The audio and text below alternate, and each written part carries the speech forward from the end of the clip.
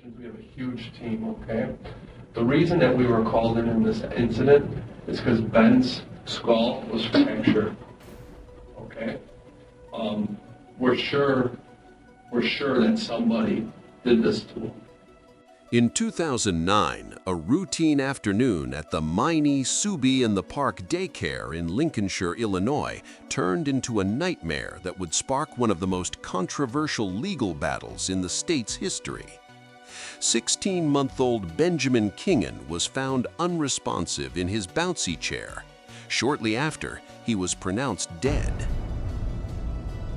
The cause? A massive skull fracture. The focus immediately shifted to the only adult in the room, 22-year-old Melissa Calusinski. What followed was a grueling 9-hour interrogation, a masterclass in psychological pressure and the controversial read technique. For the first several hours, Melissa is a witness, a good teacher trying to help. But as the clock ticks, the detectives pivot. They introduce medical certainties that trap her in a timeline she can't escape. You are about to see the slow-motion collapse of a woman's reality as she is led step by step to confess to a crime that new medical evidence suggests may never have even happened. Was this a monster finally admitting the truth, or a vulnerable woman broken by a system designed to get a confession at any cost? This is the interrogation of Melissa Calusinski. Sorry about that.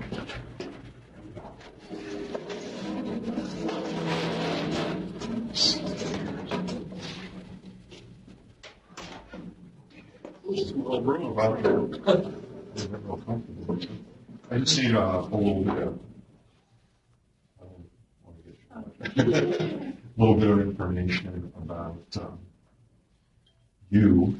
Can you spell your first name? Melissa. Do you have a middle initial or a name? M. Margaret. And spell your last name? Calusinski. C-A-L-U-S-I-N-I-N.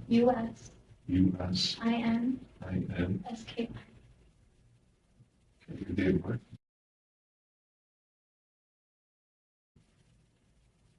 Okay, your height and weight.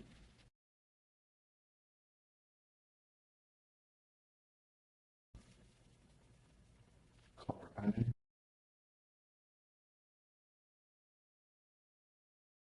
Hair.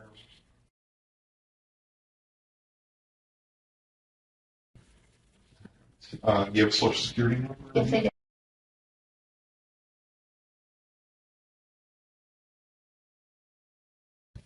Do you have a driver's license number? Okay. No, that's okay. All right. What's your address?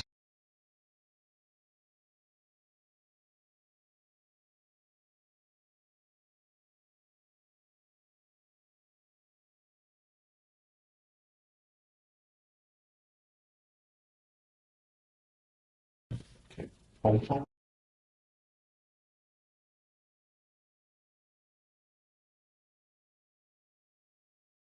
So.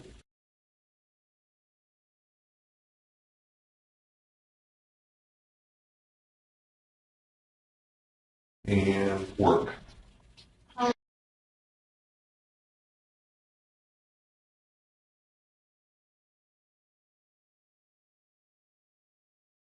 And place of employment, obviously, Minisubi. Minisubi. You spell that. M-I-N-E-E. Yeah. S-U-B-E-E. And you've been working here approximately Well, I've been working for them for 14 months. But at this facility for. I transferred I've been there since November, like 2.5, 3 months now. Lincolnshire. And prior to that, you were in Arlington Heights. Mm-hmm. Okay. And your job title is? Teacher assistant. Teacher assistant. Okay. And you said you'd worked in other similar situations or employment? At the time, I was doing nannying. a babysitting job, but before I got this job, I was doing like I was working like different things for retail, and my parents owned a business too. All right, what do they own? Bait and tackle for fishing. Oh, really? You know, down quick? Say their business? Yeah. Really? We're, It's like on the Fox River or something? yeah. If you know where off of 62, Okay. the bridge by Forever. Yeah, I know where the bridge is, yeah. We're inside Erickson Marina. Oh. How long have they been doing that? Like when I was 6 years, my dad's friends with. Is that something your dad's been doing all his life type of thing, or something He's after been wanting to do retirement? it. Yeah, he's actually on disability. Okay. He's police service. Work-related injury or something? Yeah, okay. Well, it's good he's doing, finally doing something he likes to do, right? Yeah, Now, your sister also works at Minnesota? yeah, she's the one that got me the job. Okay, okay. Do you, and I'm not really familiar with daycare centers or this, do you have to have some kind of a certification or a degree or? You have to have a high school diploma, Okay, and two references. But if you have a teacher certified, they would need all your transcripts and all that. If okay. you were. Are you certified? No, not yet. Okay. I'm planning on going back to the schools. I just recently been paying off school loans. Okay, all right. And you said you worked prior to this as a nanny for how long? I think it was 4 years to the same family And where was that? in Algonquin. And why'd you leave? You left there to come to Minnesota? I wanted this as my career, actually, to be in a school with kids, get a better feel. Did you live in a live-in nanny? I'm not sure how that all works. Not really. We were actually friends, and after when my sister Crystal was working for Minnie Stuvie, I took over her job. So we were really close with the family. We were like almost like daughters to her. Okay, to the kids you were taking. Yeah. Right. Okay. All right. So, Good experience. Yes. Yeah. Okay. Before we continue talking, we've got some questions to ask you regarding the incident. Obviously, that's what you're here yeah. about. Is it Wednesday? Yeah. Okay.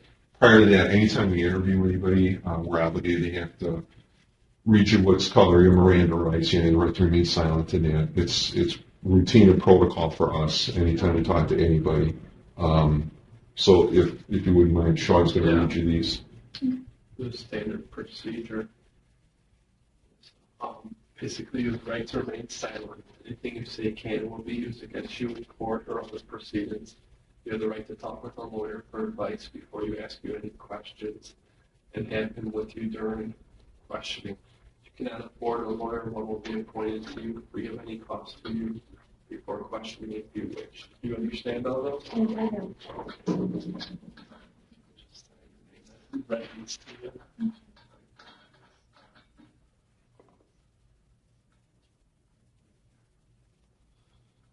That's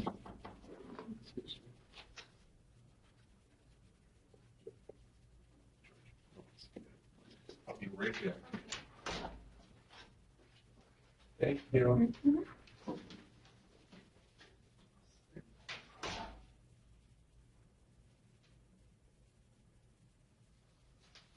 Get that out of the way. Like a while back, I went through this, not this kind of stuff, but similar, because my case got dropped. Maybe what department was that with?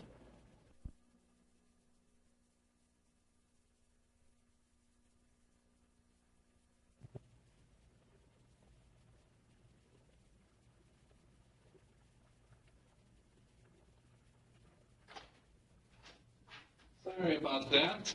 Let me grab my.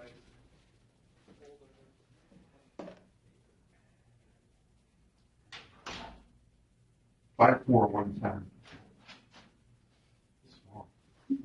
This room here. Listen, what were you saying? What about crisis? I went through like a case a while back when I was 1920, and I was like put through like counseling and indulgence for that something happened on King County property a while back, but then my case got dropped. People versus people. Uh-huh.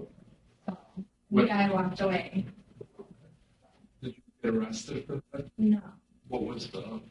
I wouldn't know how to say it's been a while, but it was like with like harm, rape, and all that other stuff. And like my case got dropped and all that because they didn't find enough like evidence. They accused you of raping someone? No, the guy. And it was on the Forest Preserve property and everything. The guy raped you? Yeah. Besides for that instance where you were a victim? Yeah. Did you ever have any other run-ins with the police? Okay, good. Pretty much top Hartmanville knows who I am. Oh, really? Okay. Is that where you grew up too? Yeah, and they know my dad, so Okay. he's friends with the A lot of policemen like officials. Yeah. Let's, why don't we go back to, so Wednesday, Yeah. when this all happened? In general, what I like to, now you've had a couple of days to relax and, kind of think. Things maybe are a little clearer on what happened that day. We find out sometimes that after a day or two of people just getting themselves together, that's a pretty traumatic experience. They tend to start remembering a little more fact, a little more detail of what occurred. And the way I usually like to do this is I like to start out from the beginning of that day. Let's say you got up, Yeah. and you got yourself ready for work. Ready for work. About what time was that? I left at like 6:50. So this was Wednesday morning, about Yeah. 6:50, and you drive yourself into work. Yes. Okay, all right. Go ahead, just go And, through your well, day. I didn't get there till like 8:20. Mhm. That's when I clocked in. And And who was there when you got there? Wendy, she's the head teacher. Okay. And a few other staff, along with my sister Crystal. Who were the other staff? I believe it was. Her name was the other one. I think it was Wendy with a W, Okay. and then Kristen. These were other staff that were with that because our kids before in the morning we keep them all in one room. They were in the baby room, and then when we had like 13, we split them in half, and then bring my kids with Wendy into our room. Okay. So, and when I got there, that's when we split them in half. Is that like a required number? You can Yeah. only have so many kids in one? Yeah. Okay. What's the maximum amount of kids? For right now, for the toddlers, the infants, infant toddlers, it would be like a ratio of 4 for one teacher. Okay, 4, but you can have 8 to 12 if you have, let's say, 3 teachers in one room? Yeah, up to 12, you can have 3 teachers. Okay. All right. Okay. Go ahead. So you got there, these were the people there, you got Yeah. there about 8:20. And then I helped get my kids into the room with Wendy, Mm-hmm. and everything was perfect. How many kids? There was 8 in my 8 room kids. today. So it was you and Gwendy? Yeah. And 8 children, Mhm. including, what's the child's name? And, Ben? All right, go ahead. and when What we brought them time, in, I'm sorry, what time did you guys, do you think you got in there with the kids, with your group? about like 8:30. 8:30? Yeah. Okay. All right, go ahead. And she was finishing up, and then I started writing down what they had for breakfast. Gwendy was finishing up? Yeah, she was finishing up, trying to get the rest of the kids and get everything together, bringing diapers and everything that we had in the other classrooms, that kids that weren't changed, that Okay. we would change them in our room. So Gwendy would leave, come back with diaper, or came back with diapers? so Yeah, she and was I gone. had help with my sister also. We So had you- help with the other teachers, bringing the kids in. Okay, but you were with the kids the whole time? Yeah. Okay. And I would write on their clipboard, because they have a daily sheet for what they had for lunch, breakfast, and snack, and all that. And I was just writing that down, and what they had for breakfast, and then the. So when you dates get that in there, changed. when you get in there at 8:30, do they have breakfast immediately? They had breakfast before I even get there. Oh, okay, okay, and then you record what they had for Yeah, breakfast? we Your write it group- on a piece of paper. Gotcha, okay. Is that another requirement? For Or do you just guys just kind of keep tabs, or? We keep, yeah, instead of taking off their daily sheets, it's so much easier just to write it on a sheet of paper of what they ate and what time they were changed instead of writing them all on the sheet. So. And I did that, and then when we write down their times too, and then after I was done with that, I finished doing the diapers for whichever kid got in late, child. I would do the diapers, write that down, and then wash, do the routine. We had to wash their hands right after diaper. You do this all in the same room? Mm-hmm. Okay. And there would be another teacher. Wendy was there when I was changing. Mm-hmm. So we would, one would change, and then we would keep an eye on the kids, of course. So after that, we were playing with the kids. What time was that now? Around like 8:40. Okay. Any of the kids? We didn't notice anything at all. Everyone was happy playing. Okay.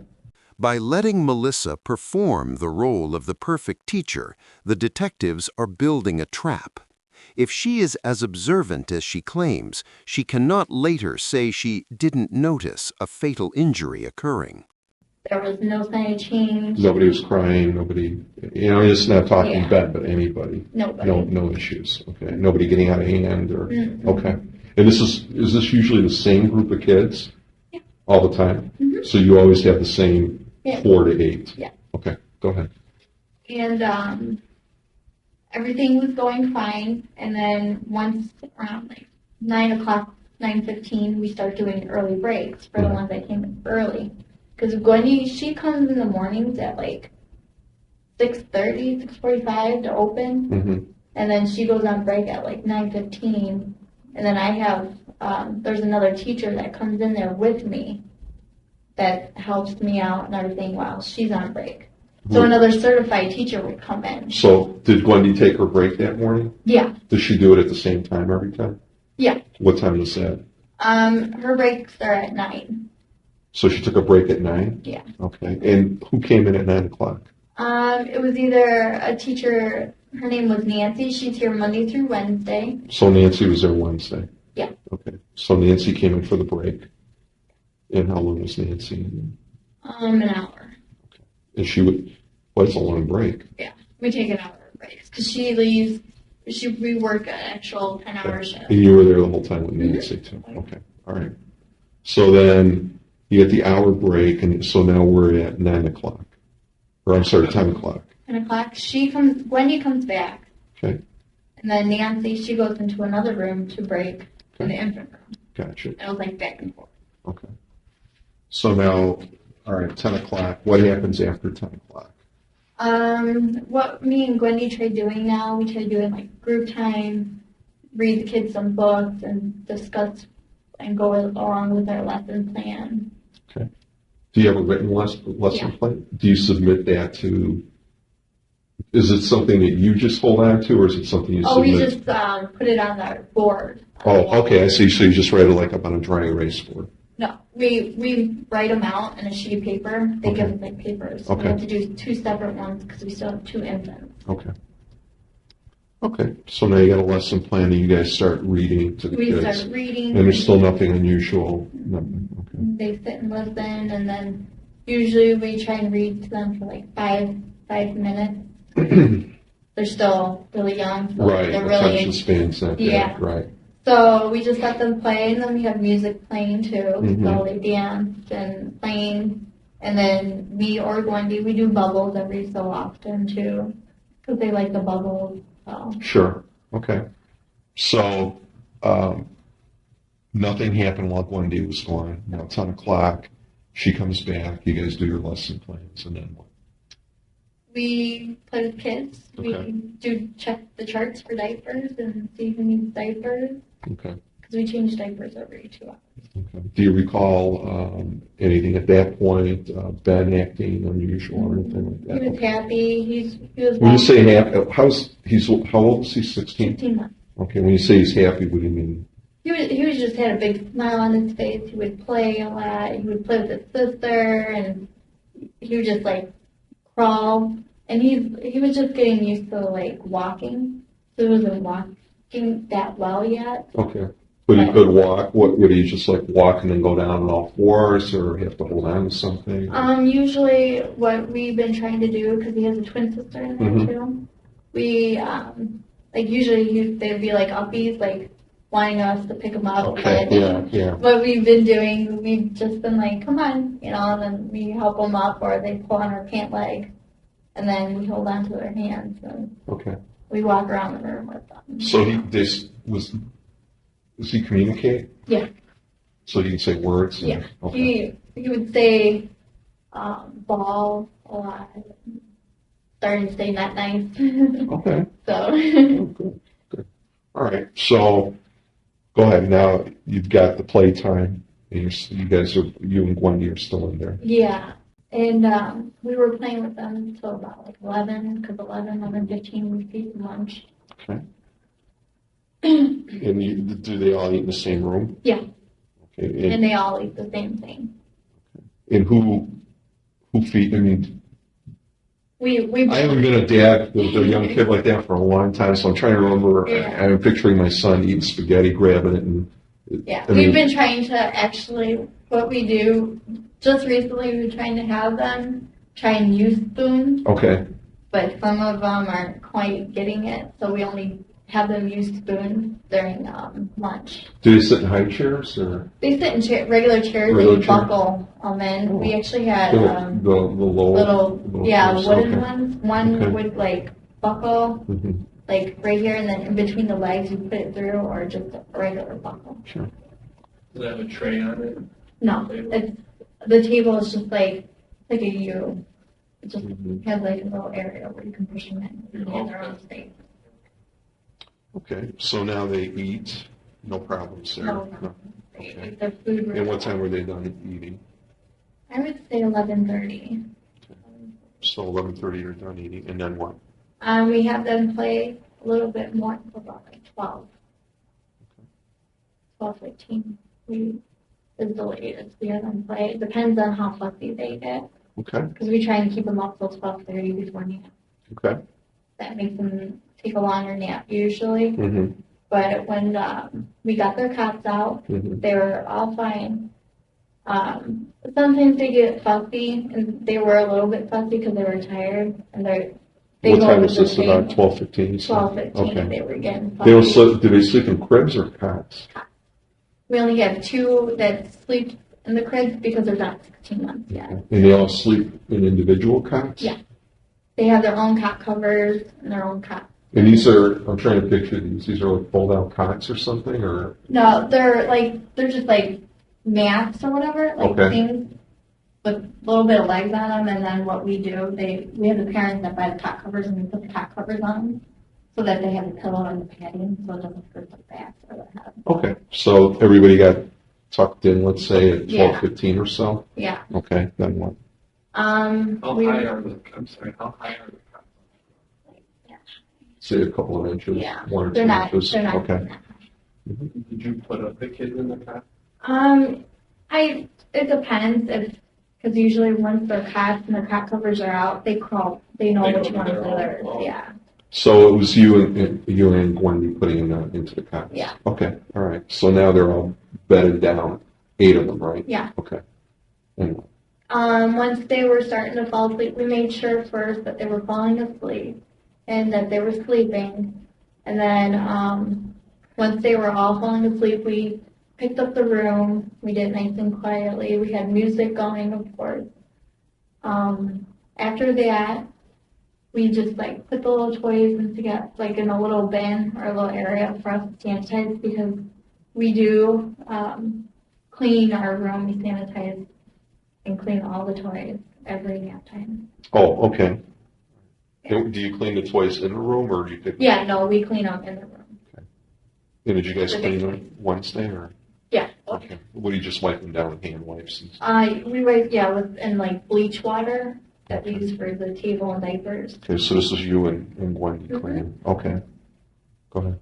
And then after that, we were, trying to finish up on what we needed to do, because actually on Wednesday we were supposed to be ready today for the rest for relicensing Mm-hmm. for the registered teachers, the certified. So you were cleaning and doing all that and going through everything. Okay, so you're prepping for an inspection. Mm-hmm. Okay, and the kids were asleep still? Yeah. Okay. This isn't just about cleaning. The detectives are proving she was active and alert in that room. They are eliminating the defense that she was distracted or busy when the injury happened. Were you guys stayed in the room, obviously? Oh, yeah. You're saying you didn't leave that entire time? No. Okay. And then another, Nancy came back in to break me on my lunch. It was like 12:30, 1 o'clock. It was my usual break, but she came at 1 o'clock today, or that day. So Nancy came in at 1 to relieve you? Yeah. Okay. And then you went to lunch, and it was Nancy And Gwendy, but I actually punched out, and then I went back into my room. And usually we're allowed to do that. Is sometimes because of the weather, we have a small lounge, so it's not big enough for everyone to eat. So there's 3 of us in the room, and I was kind of also a little bit helping them out. How long were you out of the room? Not even 5 minutes. I just went to punch out, and then Did you have like lunch that you brought or anything? yeah. And then sometimes what the directors want us to do, and my boss, is sometimes, with lunch, we would actually eat with the children because they get more comfortable with Okay. that. So 1 You o'clock. already ate your lunch when the kids ate? No, Oh, but on your break, like is it? sometimes we usually do that, but then when we're on our break, most of us clock out, and then either they start up their car, they go out, like the store or something, and then after that they come back in, and we're very quiet when we come back in. So when you actually do physically punch a clock? Yeah, Okay. fingerprint. Oh, it's a fingerprint scan. Yeah, Where's that located? Is that it's at somewhere? the front desk Front. So you walked over to the front desk, Yeah. scanned your finger, to punch out, To and punch. then I went back in my room. and that took 5 minutes? Not even. Not even? Do you Okay. smoke? Huh? Do you smoke cigarettes?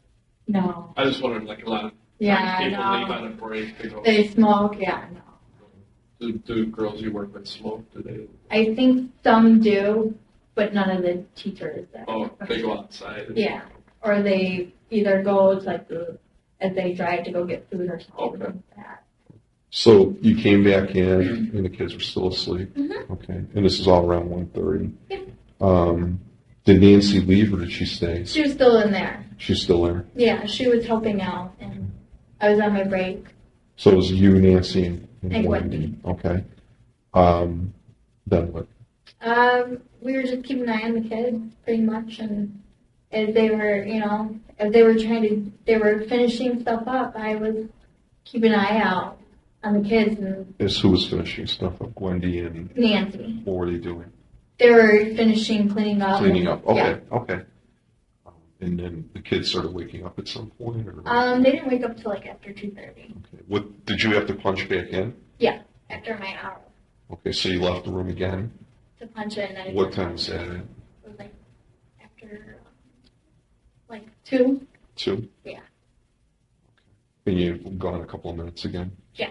And then I came back in. And once I came back in, because Nancy didn't leave until I was actually officially in the room. Okay, so you come back in and then Nancy leaves? Yeah. Okay.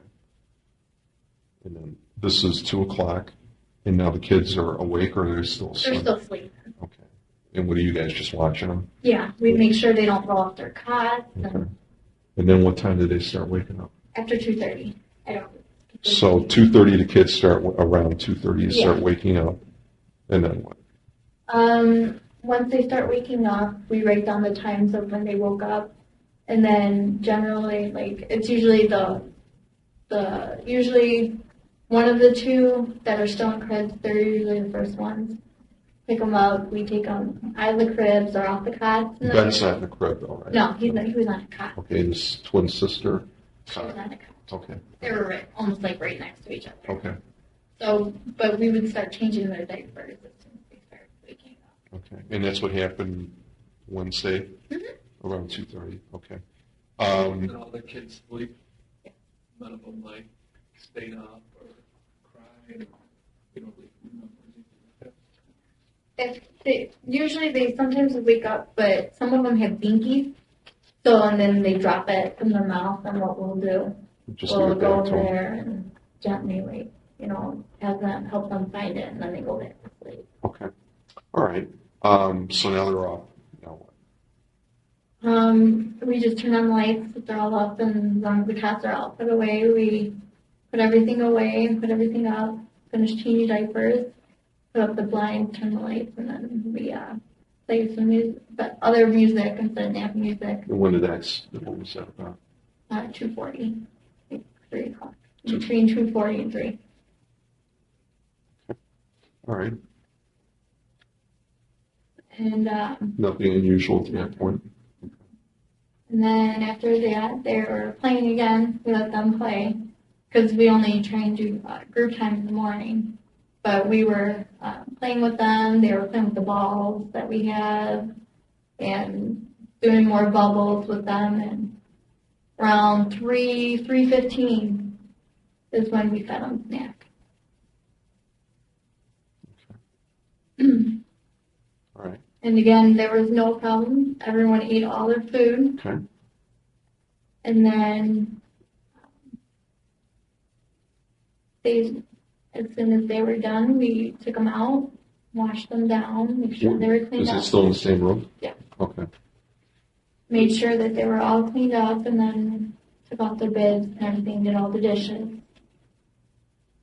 Okay. And Miss Nancy came in to relieve Gwendy. What time was that? It was like 3:20. Pretty certain about that time. Yeah. How do you know? I'm like, it's too much. It's too hard to to forget everything because I was in there pretty much all afternoon. I didn't leave at all. Okay. So Nancy relieves Wendy at 3:20. Yeah. And then what? After that, she was finishing up with the dishes. Nancy. Yeah. Okay. And then Wendy left the room. yeah, Gwendy was off. She went home. Oh, she left. Okay. Yeah, she was off. And then after that, because she told me to do some art with the kids, and I did that, and we were as the other kids that didn't want to do it and that already did it, they were playing. So when I was doing everything, and also Miss Nancy, she was keeping an eye on the kids too. I had my back turned against the wall, where I could see and have a good a view of everyone to make sure everything's okay as I was doing art with the kids at the same time. And I was watching back and forth and helping the student out with her art and then watching the kids. And then exactly that day, I took Ben out from the chair. He was happy playing with his sister and a few other kids. What show? It's like not like a bouncer almost. It's like those. It had it was like almost like a bouncer. I can't explain it. What was he doing? It was just sitting there. It's his spot actually. So he just sits in there. Yeah. Okay. Okay. Did he get himself in the chair? or- Yeah. Oh yeah. I took him out. I didn't leave him on the tile and everything when I was done. I tried helping him walk, but after a certain point, when I let go, he wouldn't want to walk anymore. So he went to his knees on the carpet, and then he walked. He saw his blanket we have a rocking chair. It's almost like a recliner, except without the footstool or whatever. Mm-hmm. So he saw his blanket over there, grabbed his blanket, and he was happy and had his binky. And What time was this about? it was 3:30. 3:30? Yeah. Okay. And he was just bobbling his head, being silly, funny, and playing with his sister and a few other kids. And then when he went into his little spot, and his sister was, because his sister started saying his name, and they pick on each other. And I was watching them, and I was making sure he was doing absolutely great. nothing wrong as again.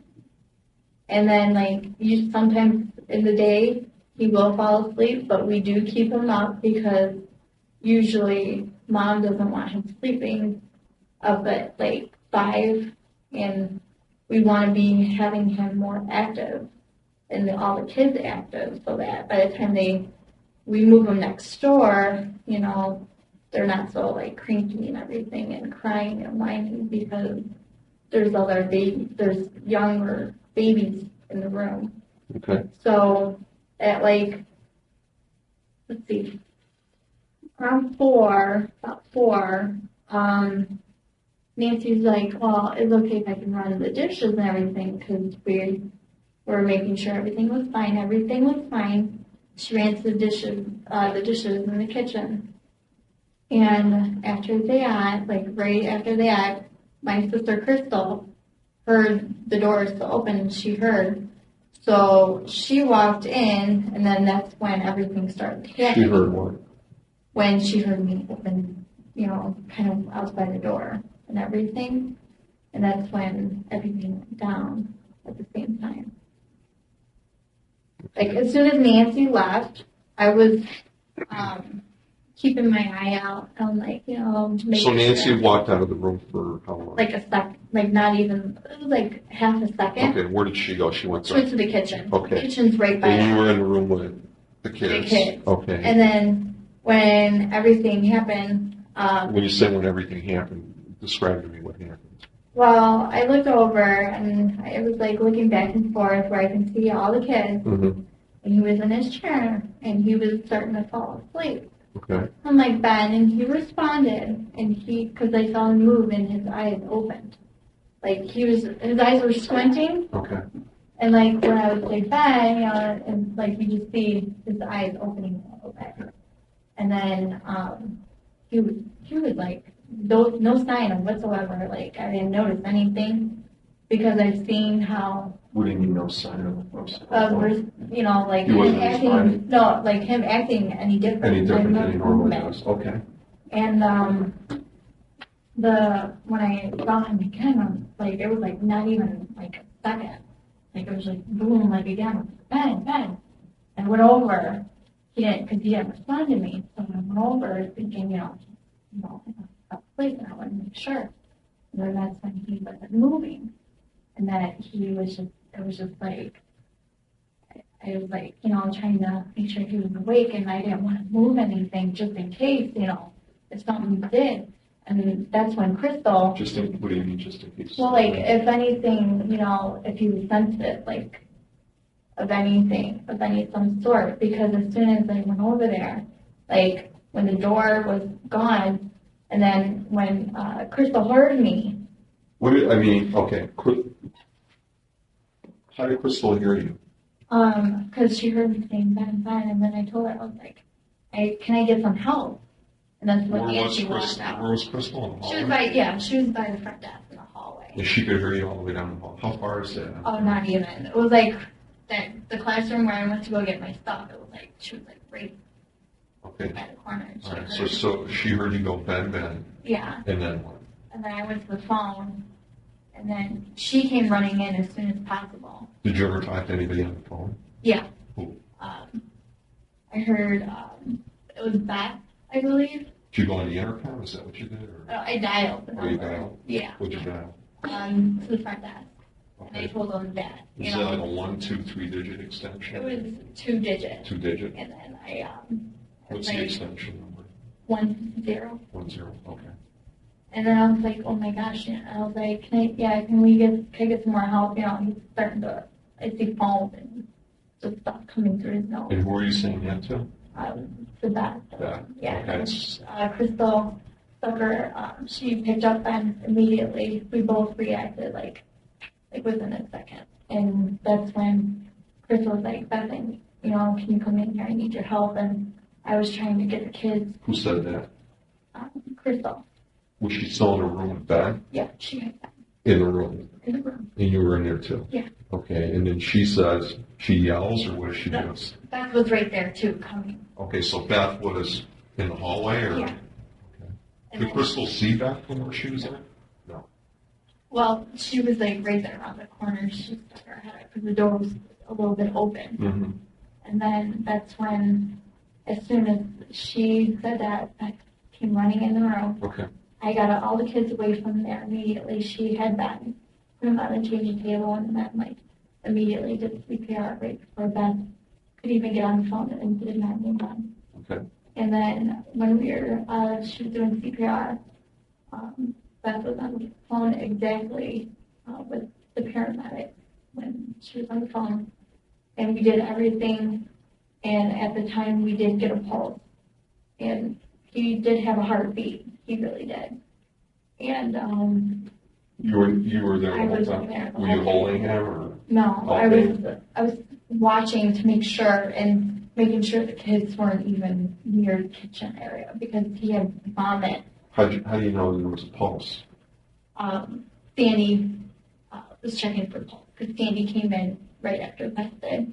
So we were checking for pulses. They did on his arm here, and as soon as we saw that she was doing the CPR and the breathing and everything, I saw like the vomit, everything. You could literally see he was starting to breathe a little bit, and he did have a heartbeat. And when he left, he held on. And I guess they couldn't keep the heartbeat when they got him to the hospital. So as soon as she was on the phone with them, and once we got the pulse and everything, the paramedics came within 30 seconds. And they used, I forgot the name of the container where they do the shock for little kids. Defibrillator. They didn't even say no shock required because he had a pulse and a heartbeat. How did you know there was a problem, like, when you first called his name? I mean, He was, we just tried waking him up and. But you were by yourself, right? For not even a sec, like a few seconds. But you looked at him and you called his name? Yeah, first time. I didn't even take my eyes off of And what happened when you called his name? The first time his eyes opened and he started responding. And then what? And then he, like a second later, he like closed his eyes and I'm like, Ben, wake up, you know. How far away were you from him at that time? I would say from like here to like probably half of the door, like in the first corner. Yeah. And then you said, Ben, wake up. And what happened? He didn't wake up and that's when. Did you go over what you did? I checked him and everything and tried to see if he would respond and then Crystal heard me. Were you screaming for him to wake up? Or? No, I was kind of like raising my, not yelling, but trying to like maybe see if he would hear me. Did you shake him to see if A little he was bit, asleep? yeah. When did you see you said you saw some stuff coming out of his mouth or his nose? No. When did you see that? When I got on the phone and Crystal picked him up. That's when I got on the phone and told Beth to come and Crystal even said that. How far away were you? How far is the phone from where he was at? From where I was at? He's still in his chair, right? Yeah. And the then I was phone, over where's there. the phone? It was like close to like, How far is that? I don't even know. It wasn't that far down. And Crystal's already in the room? Okay. And you could see stuff coming from his nose and his mouth? Not from the mouth, but the nose. Just the nose. What did you see coming from his nose? Like an orange red foam. Yeah. And then after that, when she was doing the mouth, like trying everything. That's when the vomit was coming. And Monday, though, he was sick. He didn't have a temperature. When was that? Monday. Monday? And we noticed me and Wendy, as soon as we got him out from the app, he was clean. He was white and pale. And he was coughing. He didn't touch any of the snack. We had pretzels, cheese, and juice. He didn't touch it. And Sandy and Beth were in there too on Monday. And they noticed that he didn't touch it. So I gave them oyster crackers. But before that, he spit up a little bit like liquidy, like just liquid, clear. And took his temperature, it was normal. Waited a little while, and it was still normal. It was like a 99 point something. And he, when I transferred all the kids on Monday, I had him because, like, I held him, and I noticed, he wasn't feeling good. He was, after when Gwendy left, she even said, you don't look good. Melissa is subconsciously providing an out. By focusing on Ben's prior illness, she is trying to shift the cause of death away from physical trauma before the detectives even mention a fracture. So I picked him up, he was resting on my shoulder and like just hanging on to me. And not even when I put the diapers and sheets on, he threw up all over me again. Everything. Did he come in Tuesday? No. Because, yeah, when I left Monday, from what I heard that he was, mom came and got him, and not even, like, by the time she couldn't even get out of the door. They had to put him over the sink, and that's what I did. He got sick. We don't know what was wrong with him. Your kids? You married? I live with my mom and dad, but then I've been staying by my boyfriend too back and forth to work. The Apache address is that your parents' Yeah, address? I've been staying there a lot, so Where does your boyfriend live? this plane, he lives in a condominium. He's been back from the army for a year now. What street is he live on? What's his It's address? off. I don't know his address exact. I can find out though. He lives off of Dempster Thacker and Graceland. Yeah, I know who it is. What's his name? Will William? Yeah. What's his last name? Minetti. What is it? Minetti, M-I-N. M-I-N? E-T-T-I. What's his 847 708. I will let you read. It's probably in your phone, right? Were all the girls at work yesterday? There was the day we called sick.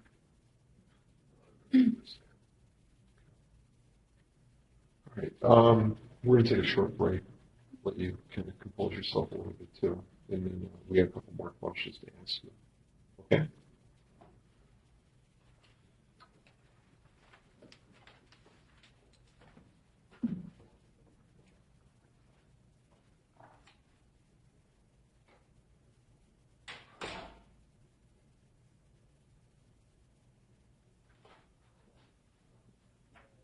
Cold. Want some coffee or something? You don't like coffee? Me neither. No. Oh, please. I live on this.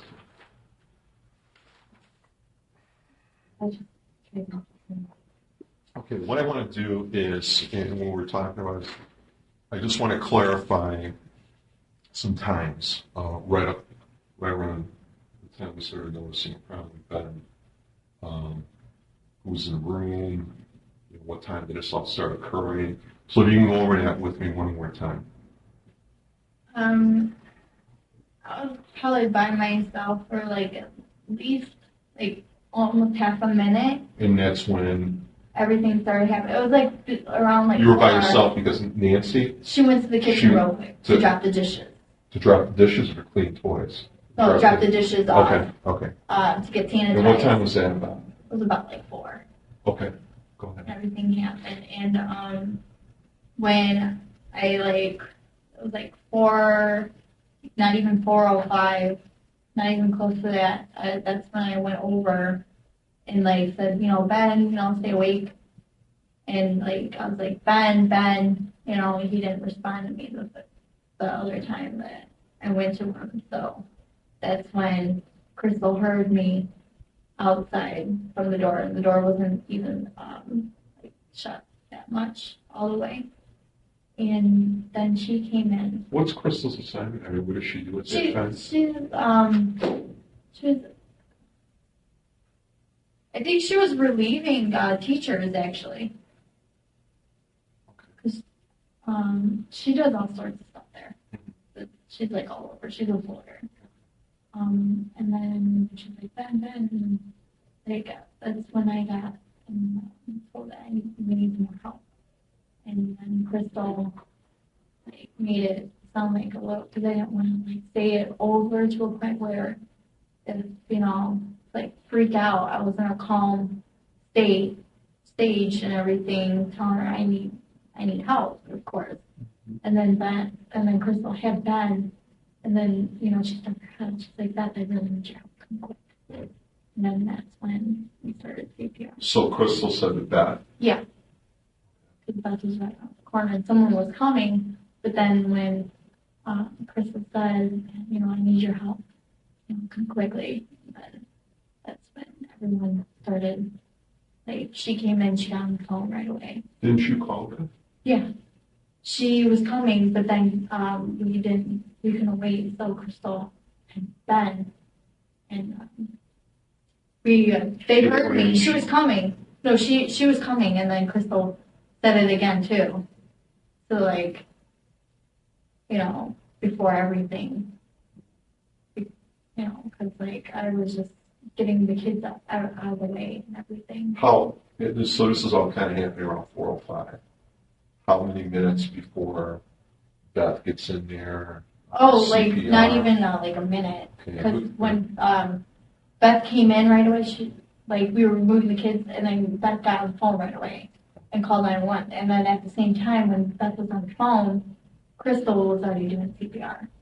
She was like doing what we were supposed to because we're all like licensed and certified. To do CPR? Yeah, Who went to the kitchen? Nancy. Did she come in the room right away?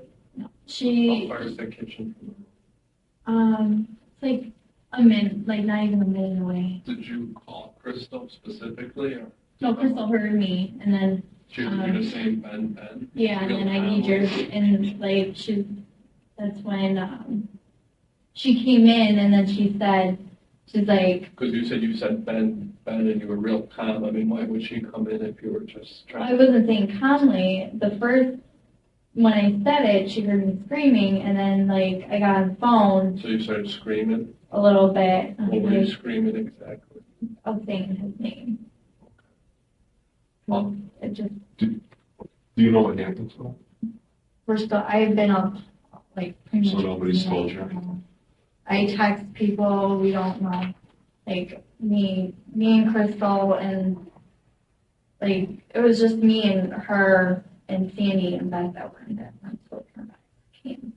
When he started getting, when this all started, there was only you in the room, right? And your sister heard you screaming his name. Well, part of what we do, Melissa, is we're with the Lake County Major Crimes Task Force, and we investigate homicides. That's pretty much all we do. So every homicide that occurs in the county of Lake County, they call us, and we take this over. Okay, we investigate the incident, and our success rate is pretty high because this is all we do, and this is what we're trained for. And we have a medical staff on our team, professional people that are certified to deal with children, adults, medical examiners, FBI, evidence technicians. We have a huge team, okay? The reason that we were called in this incident is because Ben's skull was fractured, okay? We're sure that somebody did this to him, or it's a medical certainty that somebody's done this to him. What we need to know right now is if this was done by accident or did somebody intentionally hurt him. Yeah, I would never put my hands on it, ever. I've never put my hand on the child ever. I've never taken my eyes off of those kids. Because there's one thing to hurt someone intentionally, to grab them and throw them up against the wall or swing them into the wall where they would hit their head. But it's another thing if someone dropped them or they just try to discipline them and get out of control. But we need to get to the bottom of this because this could be a real serious thing. And if something ever was to be an accident, it's hard to say later after someone lied about a situation, because at the end of this investigation, we're going to get to the bottom of this, because this is all we're going to do. We have 40 people on our team. So we need to know the truth right from the get-go. Right now, every single person that works at your place is talking to 2 detectives. So we need to figure out possibly how this skull got fractured. I wish I could tell you. I've never seen anybody put any bullshit on them. When we were speaking with the medical examiner in this situation, this wound that he had on his head is something with medical certainty that would have happened right away when he started going into unconsciousness. Something that couldn't have happened before he got to school. Something that was there. Sean's trying to tell you that. And you know what? Medical evidence, it just doesn't lie. Okay. That we're certain, based on when he says a medical examiner, it means a coroner. They did an autopsy on that. Yeah. And there's definite medical scientific evidence, substantial. I mean, it's just not something like a tiny bruise. We're talking a skull fracture, and a child's skull fracture is far different than even an adult, because a child's skull, depending on the age, and if he's 16 months old, is soft, not fully developed. So for a skull fracture to occur, it would have to be a substantial blow, and not just a tap. Now, that's not saying that couldn't have been done accidentally, with a fall or some of those situations do happen, because it could be pre-existing conditions, other medical issues that we don't know about. But one thing we are certain about is that while he was in the care of the facility, this is when this happened, okay? I also, and the reason we talk to you a lot and ask you all these questions about you as an individual and sit here and spend a great deal of time with you is that we deal with pretty evil people, and we deal with murderers. That's what we do for a living. So we can recognize evil people, we can recognize good people, okay? Somebody who's in the child care industry, very rarely are they going to be in there for malicious or evil purposes. They're there to do what? Take care of children and do good, be what's called a caretaker, right? Definitely based, and that's why I was asking you kind of about your work history. This is something that's part of your career. You obviously are not an evil person. I can tell that. I mean, I can tell that the minute, in our job, we have to, for our own safety, and just because it's the nature of our job, we have to do what's called immediate assessments of individuals, because we only have a second to react sometimes, right? When we look at somebody like you, and that's what Sean and I have been having a couple of discussions, here's a person that, under bad circumstances, bad timing, wrong place, wrong time, maybe indirectly have knowledge of something, but is compelled not to because they're scared. And I know this is big. I mean, it really is. This is a 16-month-old baby. This is somebody's child. This is somebody who won't have a future. These are parents that will never see this child grow again. And in this situation, these are parents that are going to watch a twin sibling grow. And that alone is going to be painful, because they're actually going to watch the twin of the child who's now dead grow up not knowing what that child's future would hold or anything. So not that we take anything less seriously, but a child's death or any injury to a child goes right to the top of the list, okay? Our job here isn't to condemn. Our job here isn't to judge. Our job here is just to find out the facts, put the situation to rest, give the parents some closure, and just put this off to the side. There are situations where evil people do evil things. You know that. Serial killers out there. You are a victim of sexual assault. So you understand personally, on a personal level, what intent and evil is. There are other people that under bad circumstances, get into situations where they don't have any choice because of the circumstances. You pull out of your parking lot to go home, suddenly somebody blows a red light, you hit them, somebody in the car dies. Does that make you an evil person? No, you're a person of circumstance.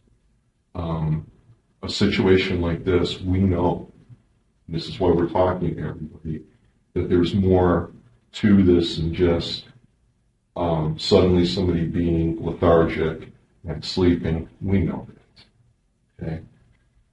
We're giving everybody who has knowledge of this an opportunity to tell us. Obviously, this is highly important because they don't call us in just on minor cases. It's major cases. Okay? We're very good at what we do.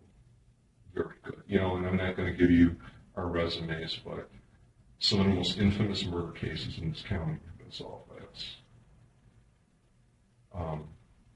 Homicide is a fairly general term. What that means is that the death of the child was not caused by natural reasons. It was caused by something unnatural. So don't let that term eat away at you. All that means is that he didn't die of a heart attack or pre-existing medical condition, that there were some unusual circumstances. And in this case, there is an unusual circumstance. I'm going to tell you that Sean and I both firmly believe, again, that just looking at you, and again, it's our job to read people. We do it for a living.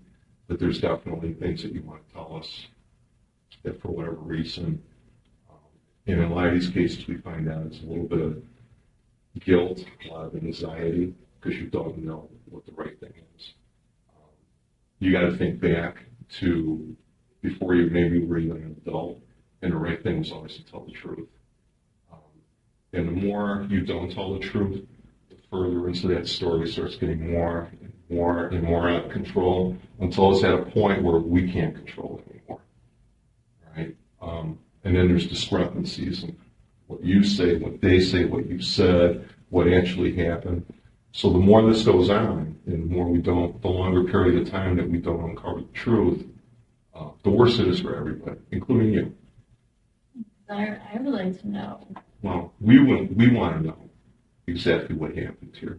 And we need to know from you what you know about this beyond what you told us. And I can tell you, please don't mistake, don't make a mistake and not tell us the truth. Because we're very close scientifically on putting pieces together. We need you to find, I said, peaceful, so that's exactly what happened. And you're a good person. Reach down inside yourself and help yourself, help this family. For crying out loud, as a baby who didn't have a chance. We need to bring some closure to this and figure out what happened here. What happened?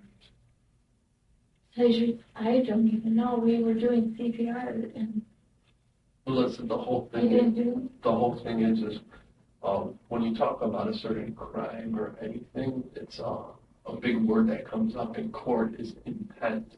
If someone intended on, if I go up and shoot George in the head, I intentionally, probably try to kill him, because it would be pretty obvious that that would lead to his death. So in that case, I would be in trouble with the court. So most of the laws, if something happens on intent, then there's everyday accidents. People get in accidents every day, like in cars, and there's a car accident, and the result is somebody dies, but the person who gets into an accident with them doesn't get in trouble. You've heard that before, right? So that's what the law is about. The law is all about if someone intentionally tried to do something to somebody. On purpose, on maliciously. purpose. We think in this situation, I know somebody caused the action for Ben's skull to get fractured. What we need to know is we don't think somebody intended on hurting him. We don't think someone intended on killing him. We think that something happened. We know that something happened that caused this injury to him. Something perhaps got a little out of control or a misstep somehow. It wasn't like somebody woke up Wednesday morning and said, I'm going to drive the Mini Subi and I'm going to kill Ben. Yeah. We don't believe that's what I don't happened. believe that And I don't either. believe you believe that. But No. we also believe that you know a lot more than you're telling us. And please, for your I own am. sake, I swear, like, there was no problem. Like, me and Wendy, we never, like, the mom even said, though, he does throw his fits, and he has a tantrum fits, and sometimes he'll throw himself on the ground Well, and have a fit. we know from this injury, we know for a fact that this injury could not have happened from him just merely falling from Yeah. a standing position. That could not happen. It's already scientifically ruled out by the coroner. You watch CSI and stuff, we can tell Yeah. how many pounds per square inch caused an injury. We can tell everything. So we know, we're certain that this did not happen from him just casually falling or throwing himself on the ground. We also know, when I say medical examiner, they're called pathologists, but a lot of people know what medical examiner means. The medical examiner informed us that the onset of this injury that caused him to pass away happened relatively quick when he went to an unconscious state, because that's what caused him all of a sudden to go to sleep, like you said. We need to know what happened to put him in that position. We know that he just didn't fall on the ground Yeah. because of where the injury is on him. It couldn't happen, and because of the force, he can't generate enough force to do that. And I want you to understand, Melissa, is accidents happen every single day. We will never be finished with this case, ever, until we get to the bottom of this. It's never going to go away. We need to get it out there. Don't be scared to tell us the truth, because the truth is what helps people. But when people hide something, it makes them look guilty of something. Do you understand what I'm saying? No, You got to come clean, because I have a good idea that you've seen what happened, or you were involved with what happened, because you were the only one in the room at the onset of this. well, before everything happened, he crawled and went into his chair, and I didn't touch any of this when he was at the time too, like when he fell asleep, when he was being unresponsive. I only took his arm and I went like this a little bit. I didn't touch his head, nothing. Yeah, And then prior to that, though, when he went unresponsive. he was laying back on the chair, and that was like when he was unresponsive. Nobody touched him at all. Like the kids, like before he was unresponsive and everything, and after the kids left, like his sister and a little boy was with them, and they were giggling and laughing, and I was Right. watching them. A lot of the stuff that you say, like stuff like that, that lets us know, because what ended up happening when you have a fractured skull, you end up dying from, basically your brain shuts down your body because your brain swells up.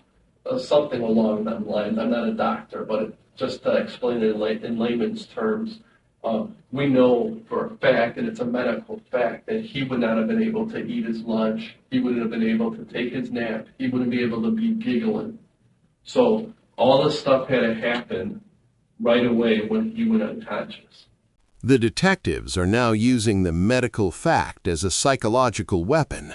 They tell her the brain shuts down almost immediately after such a fracture. By doing this, they effectively erase the last 3 hours of her story and tell her whatever happened happened while you were alone with him. So that's why we know it happened in that room at that time. what do you think should happen to somebody who murders a child? I really wouldn't know, like, Well, let me ask you, on the other hand, what do you think should happen to somebody who accidentally causes someone to die? well, if it was like an accidental, like, If it's an accident, they didn't mean for them to Yeah. die. Right. it's like So- really, it was like an If there accident. wasn't any, like Sean was saying, there wasn't Yeah. any intent, there wasn't any plan, right? And that's what we firmly believe, that this wasn't intentional. We've investigated a number of these types of cases where not only caretakers but parents get out of, out of hand, or inadvertently something happens, and they go into this denial mode, because it's a traumatic thing. It's a traumatic thing for everybody. It's a very traumatic. It's a lot of guilt to live for the rest of your life.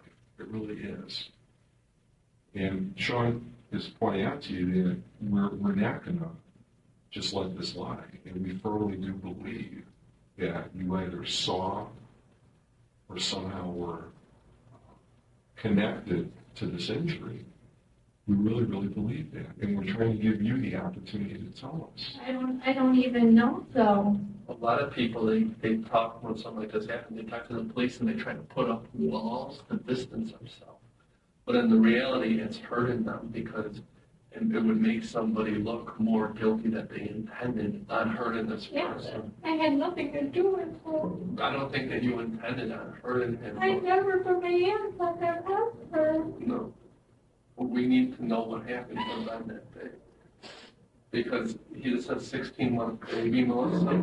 And I don't think you're definitely not a mean person, but I have a son, and I swear to God, so many times I accidentally hit his head on stuff. Every time I walk through a frickin' door, I swear to God, I hit his head. He falls down all the time. My baby's 8 months old, so I know he hits his head back, hits a chair. There's always accidents. It doesn't make me a bad person at all. And if someone was supervising or accidentally hit his head with something, it's not going to make you a bad person, but we need to get to the bottom of this. It happens all. I'm like trying to, but like the only person that was with me at the time before all this was Nancy, so you probably get to talk to her more. Well, someone's talking to her right now. Yeah, but I never every time I would change his diaper, I like treat his head, make sure he doesn't hit the changing table. Right. So. And we know you're a good employee, and we know there's never been no incidents with you in the past or complaints. Nothing. So we're not saying that you're the type of person that would do this, but we need to know what happened to him. We really do. And I promise you that the truth is the best thing in this situation. You're a good person. I can tell that. If you weren't a good person, I wouldn't even want to talk to you because we have so much medical evidence in this case. But what I'm saying is, it happens every day. When you're dealing with kids, they're just rambunctious. They jump around. They're hard to control. And believe me, it's very hard for me just taking care of one kid, not alone at 8 kids or whatever by yourself. You shouldn't have probably been by yourself. And I know it could be very stressful. But we have to let the parents know. We have to put some closure. We have to get to the bottom of this. If something happened, please let us know. Did you hit his head by accident with something? No, nothing. No. Did somebody else hit his head with something? You would probably maybe talk to Nancy sometimes because sometimes when she would pick him up, sometimes and then put him on a chair or something, his head would hit the back of the chair. So that's the only thing. This is something though that would have happened because of what the medical examiner told us. Is this something that on the onset of this injury, that's when he would have lost consciousness, which is when you were in the room. So it couldn't have been something that happened hours before because this kind of injury to his head, he wouldn't have been able to function, and that's why he went into unconsciousness. And from what you were telling us, you were in the room for at least 10 minutes before this happened. And he was crawling and everything. He didn't run into anything. I swear. I was watching him and everything. Did you ever, because I know as a parent that, as being a policeman, I encounter a lot of people that sometimes they lose control with the kid and they give them a little smack in the head. The thing is we know that this thing like this wasn't a little smack. That's why we're thinking could have been an accident. Someone could have dropped him. Someone could have hit him head on the wall. Not saying intentionally trying to do it, but that's what could have happened probably to cause this type of injury. And that's what we're looking for, and that's what had to happen right away. You said you were with him for over 10 minutes before this happened. He would have been pretty much going into unconsciousness within 10 minutes of this happening. I don't know if someone walked in and you're covering for someone that you're not telling us. I don't know. It was me and Nancy. We probably had to talk to Nancy, I swear. But you know when, was your sister in there before you were calling for help at all, Crystal? She wasn't? Like when I called, when she came in, and then she put Ben on the changing table. Was she in there prior to that incident when you called for help? When you said Ben, Ben, when you were screaming, was your sister in the room? No, she wasn't not yet. Would your sister hurt any of the kids there? No, she has a son of her own. Right. Would you cover up for your sister if she did hurt somebody? Mhm. Okay. Even if it was an accident? If it wasn't an accident, You would probably want to tell the truth so she wouldn't get in trouble, right? And if you think like a logical person, which I know you do because you're very intelligent, we've been speaking to you. If someone like me, for instance, is watching a kid trying to take care of a kid, and I accidentally don't intend it on the kid to die or get hurt, but something happens to the kid, it would be a logical person would probably think that maybe that person shouldn't get into that much trouble because they didn't intend on that to happen. Is that a fair assumption? Yes. So I don't want you to put up walls around yourself and try to, because you're scared, not tell us the truth, because in the long run it'll only hurt you because it'll make it look like you're involved. But if it was an accident, she would have came out and told us right away, because we know, because she's an intelligent person. She would have said, you know what, this is what happened, but she didn't say nothing right away, right at the beginning when this happened, because you got scared. But when we went and talked to her, she came clean. She told us the truth. She told us she got scared at the time. She didn't know what to do. She's never been in a situation like this. And she told the detectives what happened. That's all.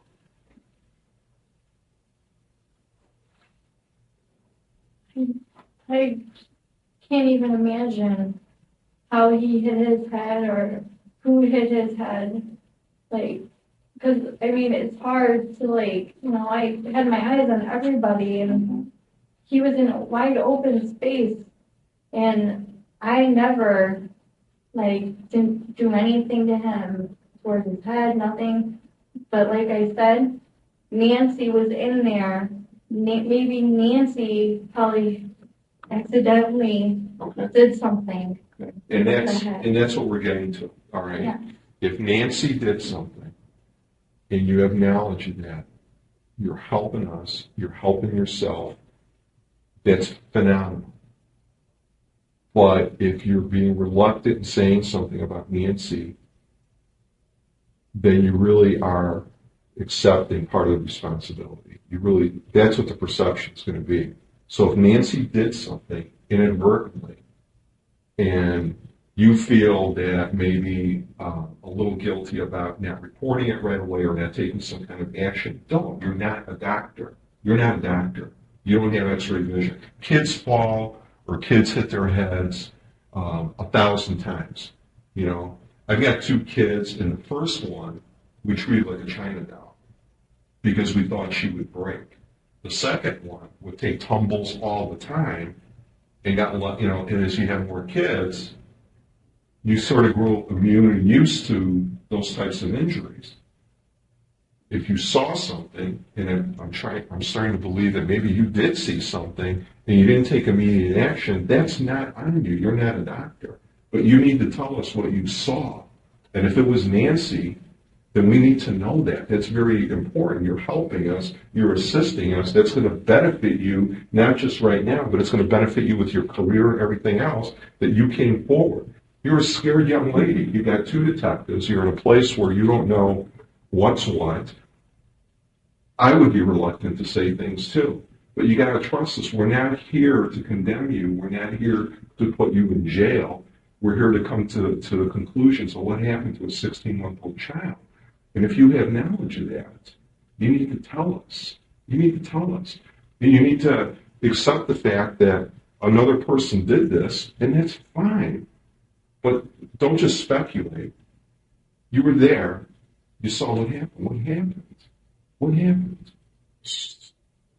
Sometimes. Not sometimes. I know. What happened yesterday or Wednesday? What happened Wednesday? You know something happened. You know something bad happened. You know something think real bad, maybe- and you probably stood there going, I wonder No, if but that's as bad as it Nancy looks. With Nancy, like sometimes, like when she handles, like when Ben usually cries, I'm saying this, she probably did it like Not twice a month. probably. We need I exactly. my back was turned, so she, What did you hear? I didn't hear anything. It was just So where are you With recalling a Nancy, moment when but- when your back was turned? when if Ben was crying, because I don't remember much. I'm still in shock. Like Right. Listen, I know you are, okay? Even worse than that, telling the truth is half-truths, okay? It's half-truths. You know, you've got over this. Look, you're an adult, and you're a smart person. You're not stupid. You don't have memory loss. You're not in medical shock, okay? What you are is in denial. You're thinking, I don't want to be here. I don't want to accept that this is happening. I don't want to accept that he's dead. I don't want to be anywhere. If you had a choice right now, you'd be as far away from us as possible in this whole situation. If you had a choice, you wouldn't have come into work Wednesday. You wouldn't have been there. But you know what? You were there. You were a victim of circumstance, right? So don't be an offender. You know what an offender is? That's a bad guy. Be a witness. Be a witness. And you know clearly and sharply in your mind, and no one is blaming you for not taking some action. Okay? No one is blaming you for that. But we need to find out exactly what happened, and we completely believe that you know what happened. And if it is Nancy, okay, in great detail, not my back was half turned, not I didn't see it and hear it and smell, but in great detail, you need to tell us this, and we need to put this to rest. We need to all go home tonight and have this entire situation put to rest. And we need to finish this today. We don't need you walking around a week from now, 2 weeks from now, looking at doubt, no closure. We don't need that. You don't need that. You can't possibly, and I'm a lot older than you, you cannot carry that burden of guilt. You can't do that. So you've got to tell us what you saw in great detail. Now, possibly, not probably, because you know 100% we know what happened, but we need you to tell us. Tell us what happened. before everything happened, I was giving them snack. I just used I cleaned them off and everything when they were all done.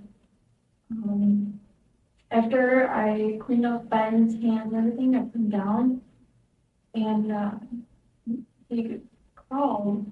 He was fine before all that, and I believe I changed his diapers.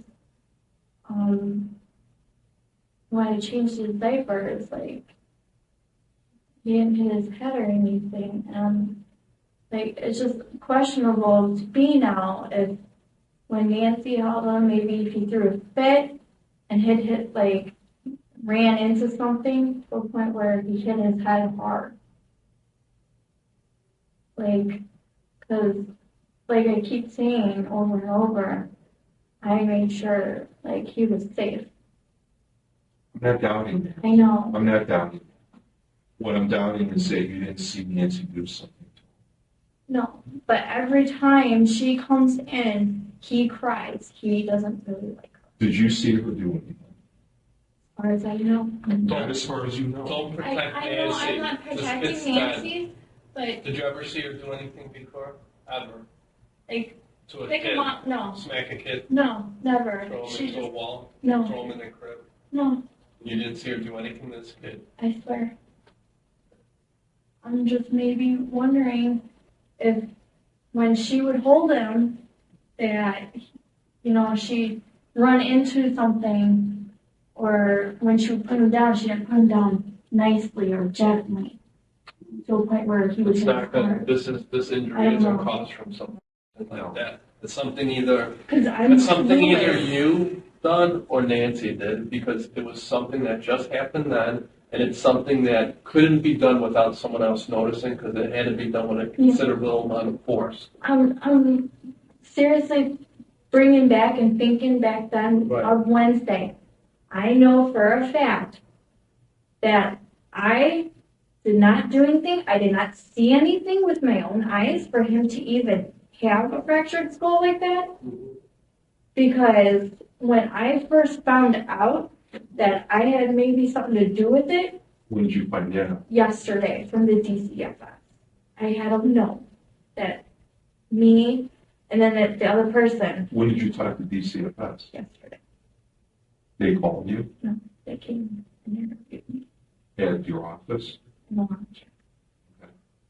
And at the time, I told him, I was like, and I read it, I was like, and I told my boss, I pulled her into the office and I told her, I'm like, you know, how come my sister didn't get this or whatever? Because she did CPR. Mm-hmm. And at the same time CPR was going on, I pushed all the kids out. Maybe I told her, I'm like, I'm clueless. Why did I get this? Why am I? Seems like I did something wrong. What did it say? That I was someone called DCFS on me, like saying that it could have been my fault for fractures. Like he didn't specify what happened. Let me tell you right away, that's just something they have to do because it's a child care facility. I understand Okay, that. number two, if you lied to them, for whatever reason, just say you did, it doesn't matter one iota. Now's the time to come clean. Yeah, We're the law. Yeah, we We don't, don't, we give don't a show. shit. We don't give a shit what you told them. I understand. It's never and going to make you look bad. You might have I been a know. little confused and shaken up yesterday. So whatever you told them, I don't want it to in any way affect what you're going to tell us. Don't try to be consistent No, with what you told them. I am. I'm swearing to you. I am not lying. I am swearing on my aunt's grave and my uncle's that I did not do anything to fracture his skull, and I did not see anything. Did you go out with anyone from work after work since this incident happened? No, Including I your went straight sister. home. I went straight home. Did you talk to Nancy after this on the phone? No, I Yeah, gave her outside my of work. number. I gave her my number. Did she call you? No, she didn't. I told her to give me a call. She needs to. She never called me. Okay. Did you ever see Nancy handle the kids roughly? No, when she would put them down sometimes, she wouldn't support their head sometimes, and she would get a little intimidated and aggravated with the children because they would be crying. Mm-hmm. I mean, it happens, and yeah, I get aggravated I a get lot. aggravated at my own son. And of course they're gonna cry, and I'm like, oh my gosh, please, where's your binky? But when sometimes she would pick them up, sometimes she would have them, sometimes not handle a child that very well. They know she has 2-3 kids. She has a toddler of her own that's in the other bigger It doesn't room. mean nothing. It No, doesn't I mean know. they're going to be better with kids, Oh, or I it know. could be worse.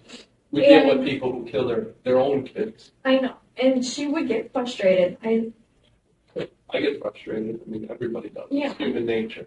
But and how she would sometimes pick them up. She wouldn't support them. She'd just pick them up and hold them as they're facing towards you, and hold them like that. Was Ben sleeping during his nap hour Yeah. when Nancy was there? Yeah. Was she mad at him and all that day? No. No one was mad at him? He probably woke up around 2. Who's the oldest kid in the room? How old? It would have to be let's see. No.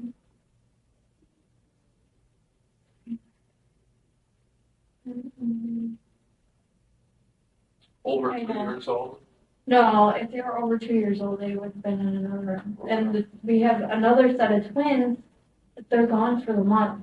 They're the oldest. They would be the next move over. If you were involved in this in any way, would you tell us if it was an accident? You would understand that Yes, we're not I out to would get you complain. and put you in jail. That's not, people think of police and they get scared. We're just out to get the truth of the matter, help out the family with their recovery through this thing, and bring this case to a closure. We don't think that you went in there with a baseball bat and hit this kid over the head. We've never said that. Because if you're that type of person, we don't even want to talk to you. We're going to use all our evidence and try to prove it and put someone like you away. But we don't think you're that type of person. We think this could have been either someone getting real frustrated or an accident. The last thing I want, since you're a good person, I don't want you to cover up for anybody. I won't. There's a certain law for covering up. It's called concealment of a homicide.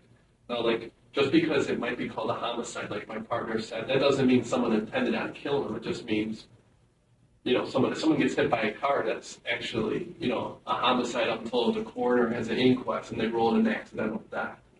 It doesn't mean it's an accident. But there is a charge for someone who intentionally and knowingly lies to detectives during an investigation where it's classified as a possible homicide, and it's not a nice charge. So I would hate to find out later that you're trying to protect your sister or Nancy. No, I Because I guarantee you right now that they're talking to detectives, and they're going to know right away who's guilty and who's not. I never, ever would cover up for anybody, not even for a death. If you did something that was an accident, though, I would say something. you're smart enough to know that you didn't mean to do it, right? If you lost your temper and maybe cracked someone, would you tell us? Yeah. You would? Have you ever thrown a kid against a wall? No. Have you ever hit a kid's head against anything? Never? Never. Did you ever hit Ben? No. I've known them since they were really little. And when I first started subbing, when I first started in January, I went over there to sub. That's where I first saw them, the twins. They were still babies. What are the other workers going to say about you, how you handle the kids? They'll say that I handle them very well. I don't. Do you get aggravated easy, or do you? No, not really.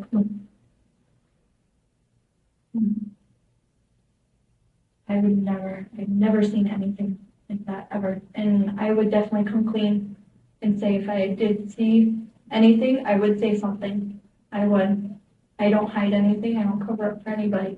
Were you out with your sister Wednesday or Thursday night? No. You didn't see her after work? No. She went home. So no long conversations on the phone? Nothing? No. We would find out. She would call, check up on me and see how I was doing because I was scared at the time when she was doing CPR and everything. I left to go put the other kids in another room when they were still doing CPR still, and that's when the paramedics came. But yeah, I would never do anything to those kids ever. Never put my hand on a kid.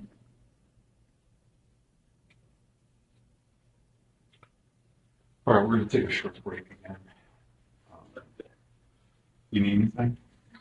No, water?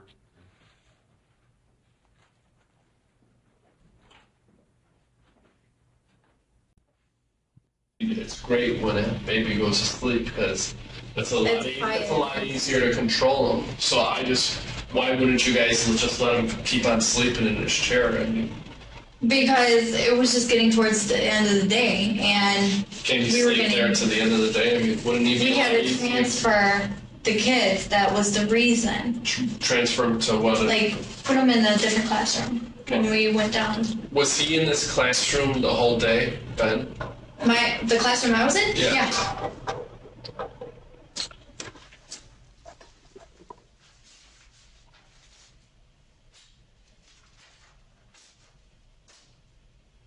I thought you made a comment earlier that the reason you tried keeping him awake was because the parents were concerned. Yeah, that too. If he did fall asleep though, we would let him, but he can't sleep up until 5. After 5, he had to be awake because the mom would pick him up. But this was at like 3:45, right? It was like 4 o'clock, yeah. So why wouldn't you just let him sleep till 5? Because we were getting ready to start doing diapers too, and then we had to bring over the kids because they told us as soon, as you lose another kid, they tapped on the window. They're like, as soon as you lose another kid, blah blah blah or whatever, you can start bringing them over. So we're like, okay, but we're gonna do diapers first. So we waited a little bit and we were playing because usually he sometimes falls asleep, but he really doesn't. He'll close his eyes and open them and just sit there and relax. So that's why I've been keeping him awake. When you went up to him, was there anything coming out of his mouth? No. So you just went up to him and said, Ben, Ben, and he didn't respond? No. And you said you shook his arm? Yeah. Yeah. How did you know that he wasn't just sleeping real sound? Because he would have woken up. Why? Were you shouting his name? No, he would have heard me. Because at other times when he would fall asleep on the chair, he would wake up. If you said his name? Yeah. Or I'd be like, Ben, Ben, and his eyes will open. They really would. And then after that, give like a few seconds, he'd probably try and fall asleep again. But that was why I did the call.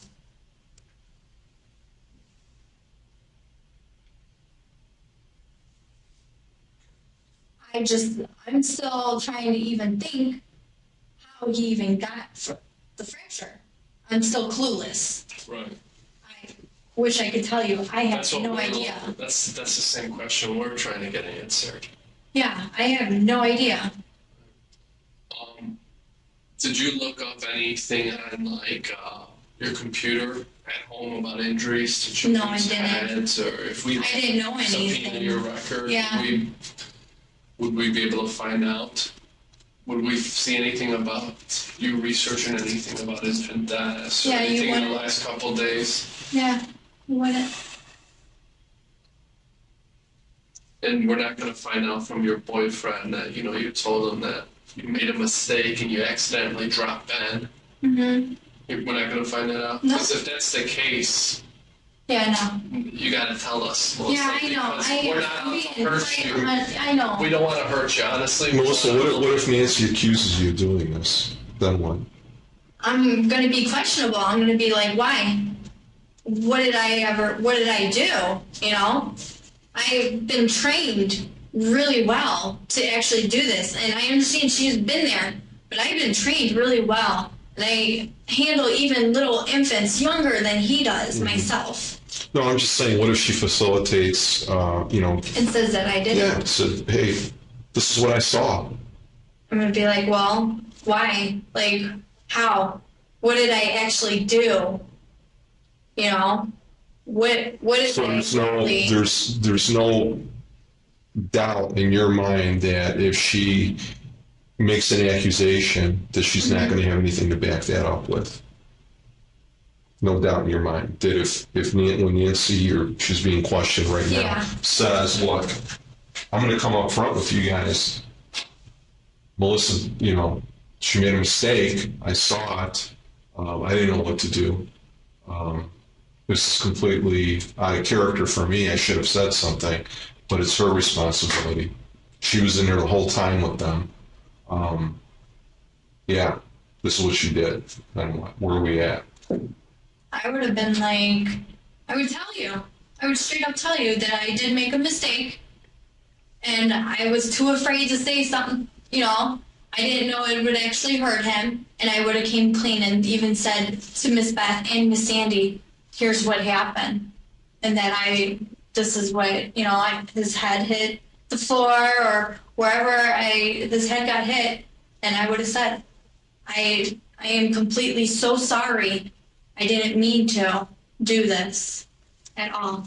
That's what I would have said, and I would have came clean. I wouldn't hide nothing from no one. If I knew I was doing something wrong, or if I did something wrong, I would go up and I would talk to them, because it would make me feel better. Yeah, and it's not necessarily that you did something wrong. I mean, there's sometimes accidents happen. I mean, they're unavoidable. Yeah. I mean, we've all been in car accidents. Sometimes stuff's just unavoidable. So if that's the case, it's not like you did something wrong. Yeah. But we need to get to the bottom of this. And I'm sure you understand, because if you had a child, you'd want us to be doing the same thing. I'd be questionable and trying to figure out what's going on. Right, and you'd want to know if you said, you left your child in a daycare system and somebody ran into an accident, and that led to your son, maybe he had some kind of special skull, or maybe he had previous injuries, I don't know. He was sick a couple days prior, but maybe this little accident is what caused it. It would just give them some closure, and it would help us clear this case out. Yeah, we're not saying we don't know if there was a pre-existing condition and something, Sean's point is something may have aggravated it. Their restraint strange physical anomalies, things with people that sometimes you don't know. I mean, there's a thing out there where certain adults have skulls that are like eggshells. Okay. And they go around their whole life without ever having a head trauma or a head injury. And then one sudden, hit or fall or hit to the head, and suddenly they're dead. There could be a pre-existing condition with him. The reason we're asking you about any other injuries that you may have noticed is that this is something that may have started Okay. and then been amplified.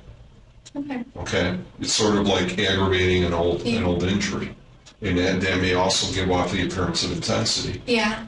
And like you said that too with the injury, he has had bumps on his head, but that wasn't from I know us. that. Mom even said I seen him. Billy seen him. Was it ever documented? No, because he would Archie's. do them at home. Like he would do it with Mom around. Who else seen that? Me, Wendy. The mom would say, tell you he Yeah, and she even told the doctors at the hospital that, with these bumps on his head, it's How from do you him know hitting that? his head. I was told. And By who? by the director. Beth and everybody, we were all talking, and Billy even asked me, they're like, have you noticed about the bump on the head? And I'm like, no, I haven't. When was this? This was at the hospital when they were all at the hospital with Yeah. Beth. Wednesday or? Yeah, Wednesday. And they asked me, they're like, have you noticed about the big bump on his head? I'm like, no, I haven't. I didn't recognize it. But I have noticed, though, Did he have any bruises on his face? no, none. None that day? None. Absolutely none. You would have noticed. I would notice if he did. He has really light skin.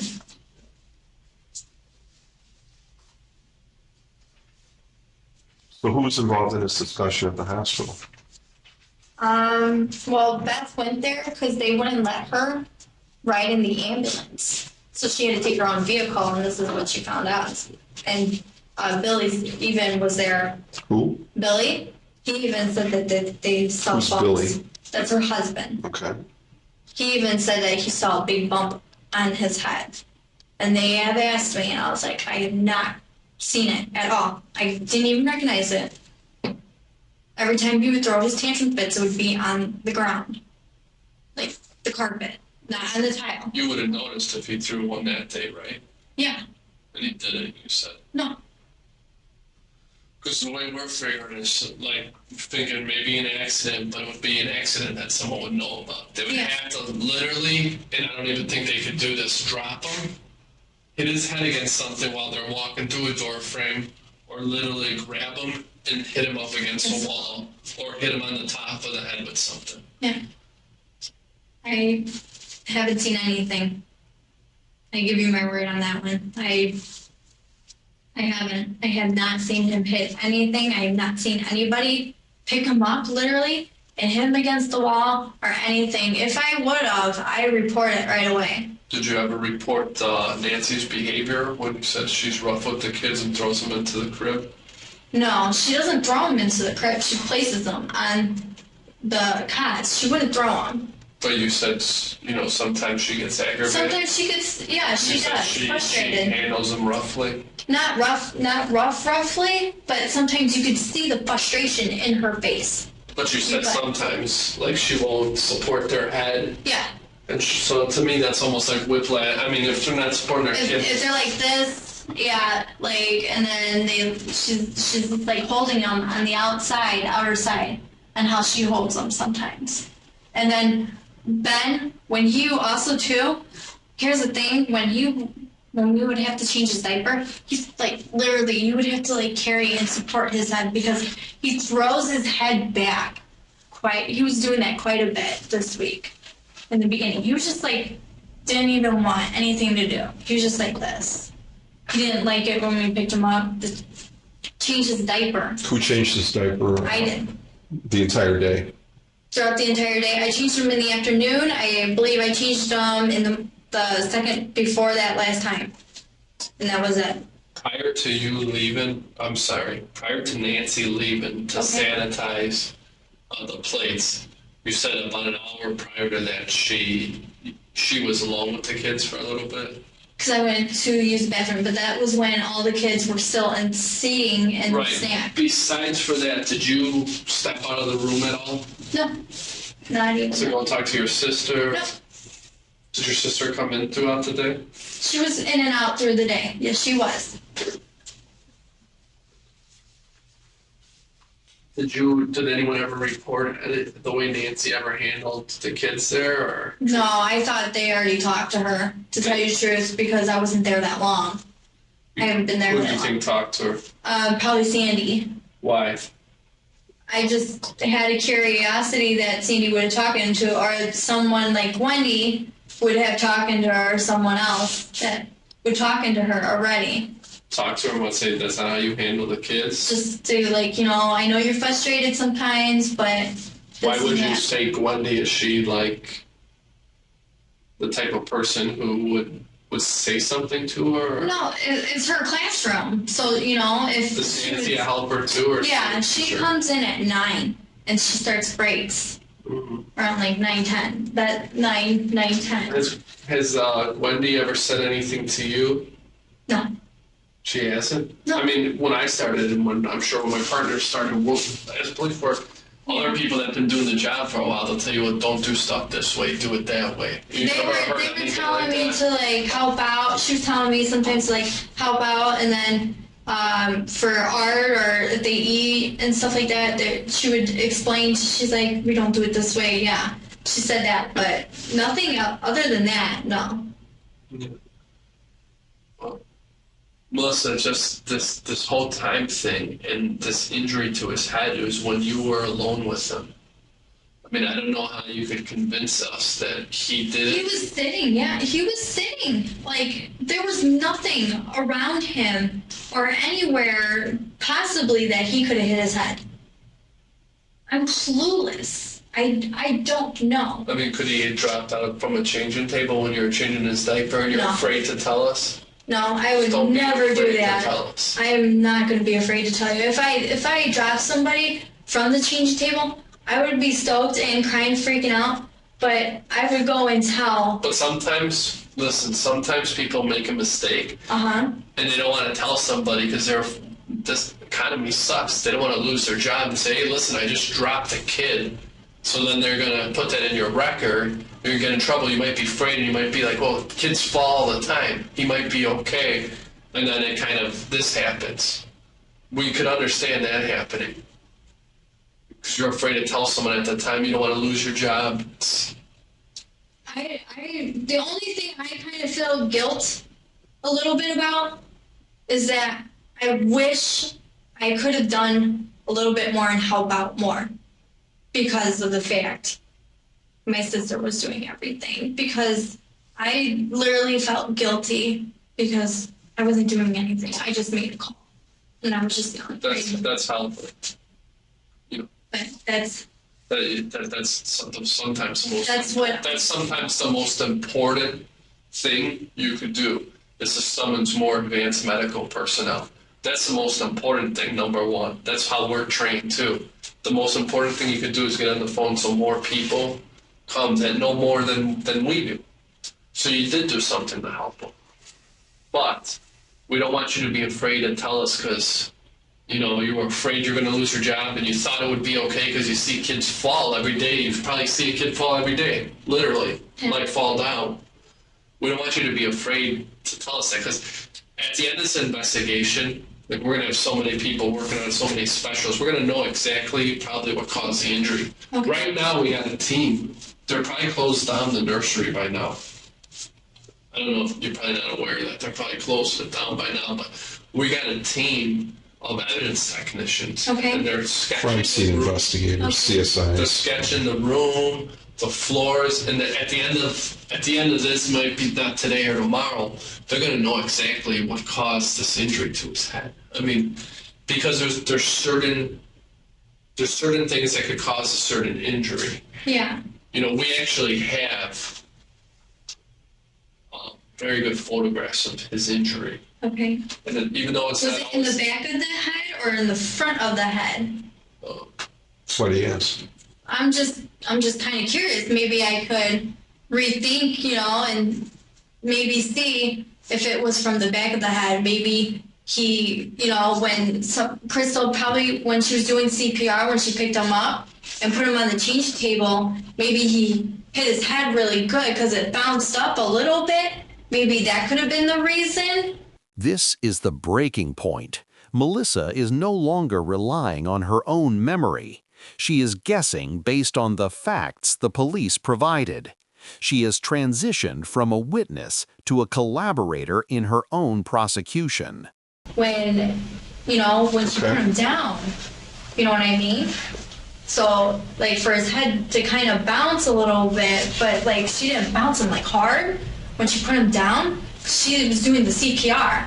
I made sure I had the kids stand back, and I got all the kids out of the way, because like I was saying earlier, I had the kids in the kitchen. So maybe, that's what could have happened when she was performing CPR. Did you see his head bounce? A little, yes, I did. And she was only trying to help him. Yes, she was trying to help him. What's the table made out of? What is It actually had it was our changing table. It had a mat on it though. Oh, and mat. then underneath it though was hard. But he would have hit his head on the mat, right? Yeah, but it was the mat was kind of hard. That would have caused this injury. That's the only thing though I'm thinking. Is there any way that an accident might have happened and you were afraid to tell someone because you thought everything would be okay? Yeah, no accidents whatsoever. No. I never, And what about him hitting his head and, you're not paying that much attention to it and then being re-aggravated on that changing table? Could that have happened? That could have. With him hitting his head, yes. But I made sure the clear way when I would pick him up, because when I changed him from a nap, he wasn't acting like that. He was fine. He let me change his diaper and everything. But when I placed them, and when I placed even every kid now in my room, I hold their head and I gently put them on the changing table so that they wouldn't hit anything. And I made sure of that. But when he would seriously do this, and then he would try to put him down, sometimes he would hit his head on the changing table, on the mat though. And he would whine and cry because he didn't want to get his diaper changed. So it's safe to say 45 minutes before he started losing consciousness, the only people in this room were you and Nancy. yes. So if someone did this to him, it would be safe to say that the only people that could have done something to him would be either you or Nancy. Is that if it happened within 45 minutes of this? I agree, but I don't even know what I could have done to make him hit his head. Like I said, this is a substantial injury. If he hit his head to cause this injury, you would know. I would. You would know. But not saying you meant it to happen, but you would know. Because I know you're very careful and everything, but I'm very careful with my son, and I'm paranoid because of all the shit that we go through and we deal with. But I mean, I've hit my son's head, to tell you the truth, on a door frame once, carrying him through. I mean, it happened. It was an accident. I didn't mean. I thought. Oh, he did that too.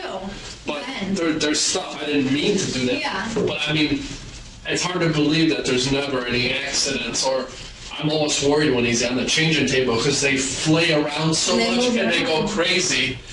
And I'm afraid sometimes when I get his clothes, sometimes I have to put him down on the floor because I know he'll jump right off it in 1 second. They're so quick, babies. When I put him down, he turns on his stomach, I swear to God, in 2 seconds. And he thinks it's a joke. He thinks it's a game.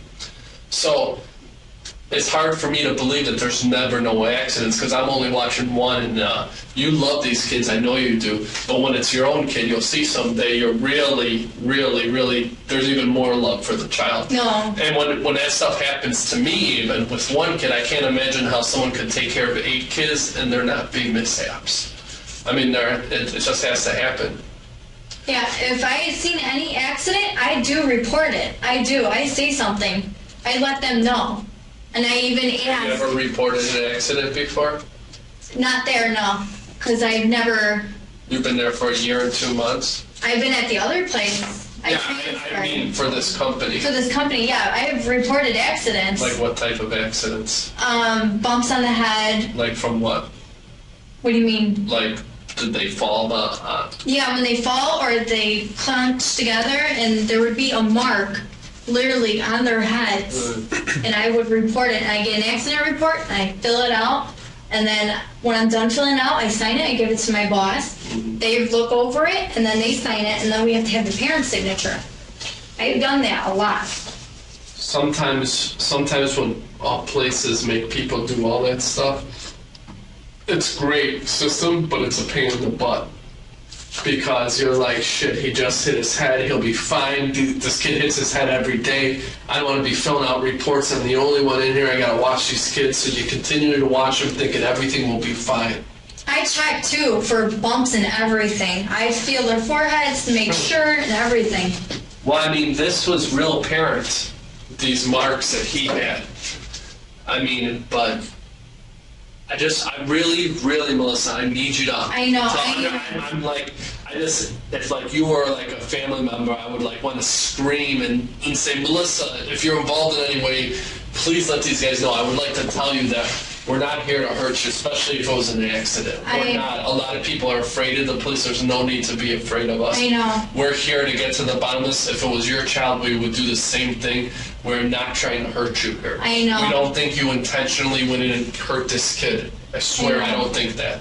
I wouldn't. But I do think an accident happened. And I agree. And we need to know. That's what I want to know though, because every time I have held him, he's been safe. He was head resting on my shoulder or in my arms sometimes, and then we'll walk around, he'll dance with me, we'll, do dancing, but I have never in my life that I've been there, even ever, would seriously do that to him.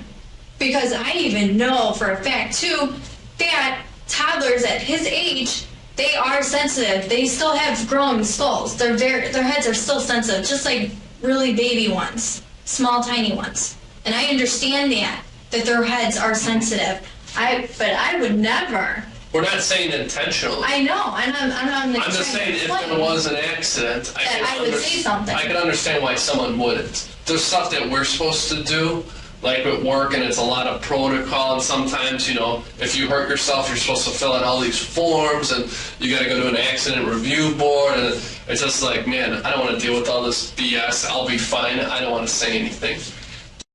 So I understand how that goes, but I want you to understand that after today, we might have to talk to you about a couple things, but after today, it's going to be really hard for you to say, you know what, I was thinking, and I dropped him, and I forgot about it. It doesn't seem like an accident then, but if you told us today, listen, detectives, I was changing him, he was going crazy, he fell out of the changing table, he seemed fine, so I didn't say nothing, there was no one else in the room, and I couldn't leave. I monitored him, he seemed fine. All of a sudden, I seen him shut his eyes. I decided that at that time, I've got to get help, that he wasn't fine. If that's the case, please tell us. Please, don't help yourself. I am telling you the truth. I did not drop him. Anything, nothing serious. Did you hit him in the head? Nope. Did you do anything to contribute to any of these marks on his head? No. Nothing? I swear, nothing. Okay. When you say nothing serious, what do you define as serious? That I would never put my hands on him. I don't even recall putting or hitting him. Even if he was crying or whining so bad, I get a little frustrated, because he's screaming, but I would deal with it. I would be like, it's understandable, but I wouldn't pick him up any other type of way. Melissa, you said you don't recall.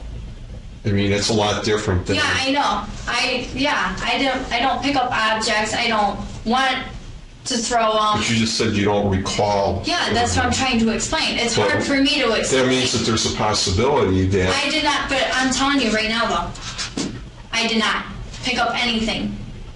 I did not pick up anything. I would never, ever. What do you mean, pick up anything? I wouldn't pick up anything to hit a child. It's not my child. I never said you did pick up anything I know. as a child.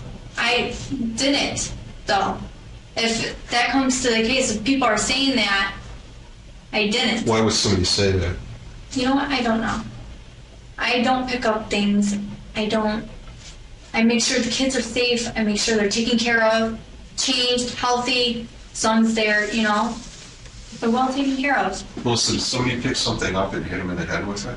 No, I did not see anything. The kids, they have bat. They have like a plastic bat, little kid. He hits like things, that's it. Could someone that hit him in the head with the plastic bat? The children had it. Would a worker No. hit a kid?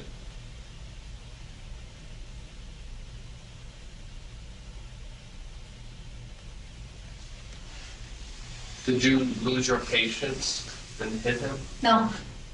Sure. Yep. Positive. Because if you did, it's understandable. No, I know. It's very freaking stressful dealing with one baby. I know. I know. I never knew it till I had my own because I never watched babies in my life.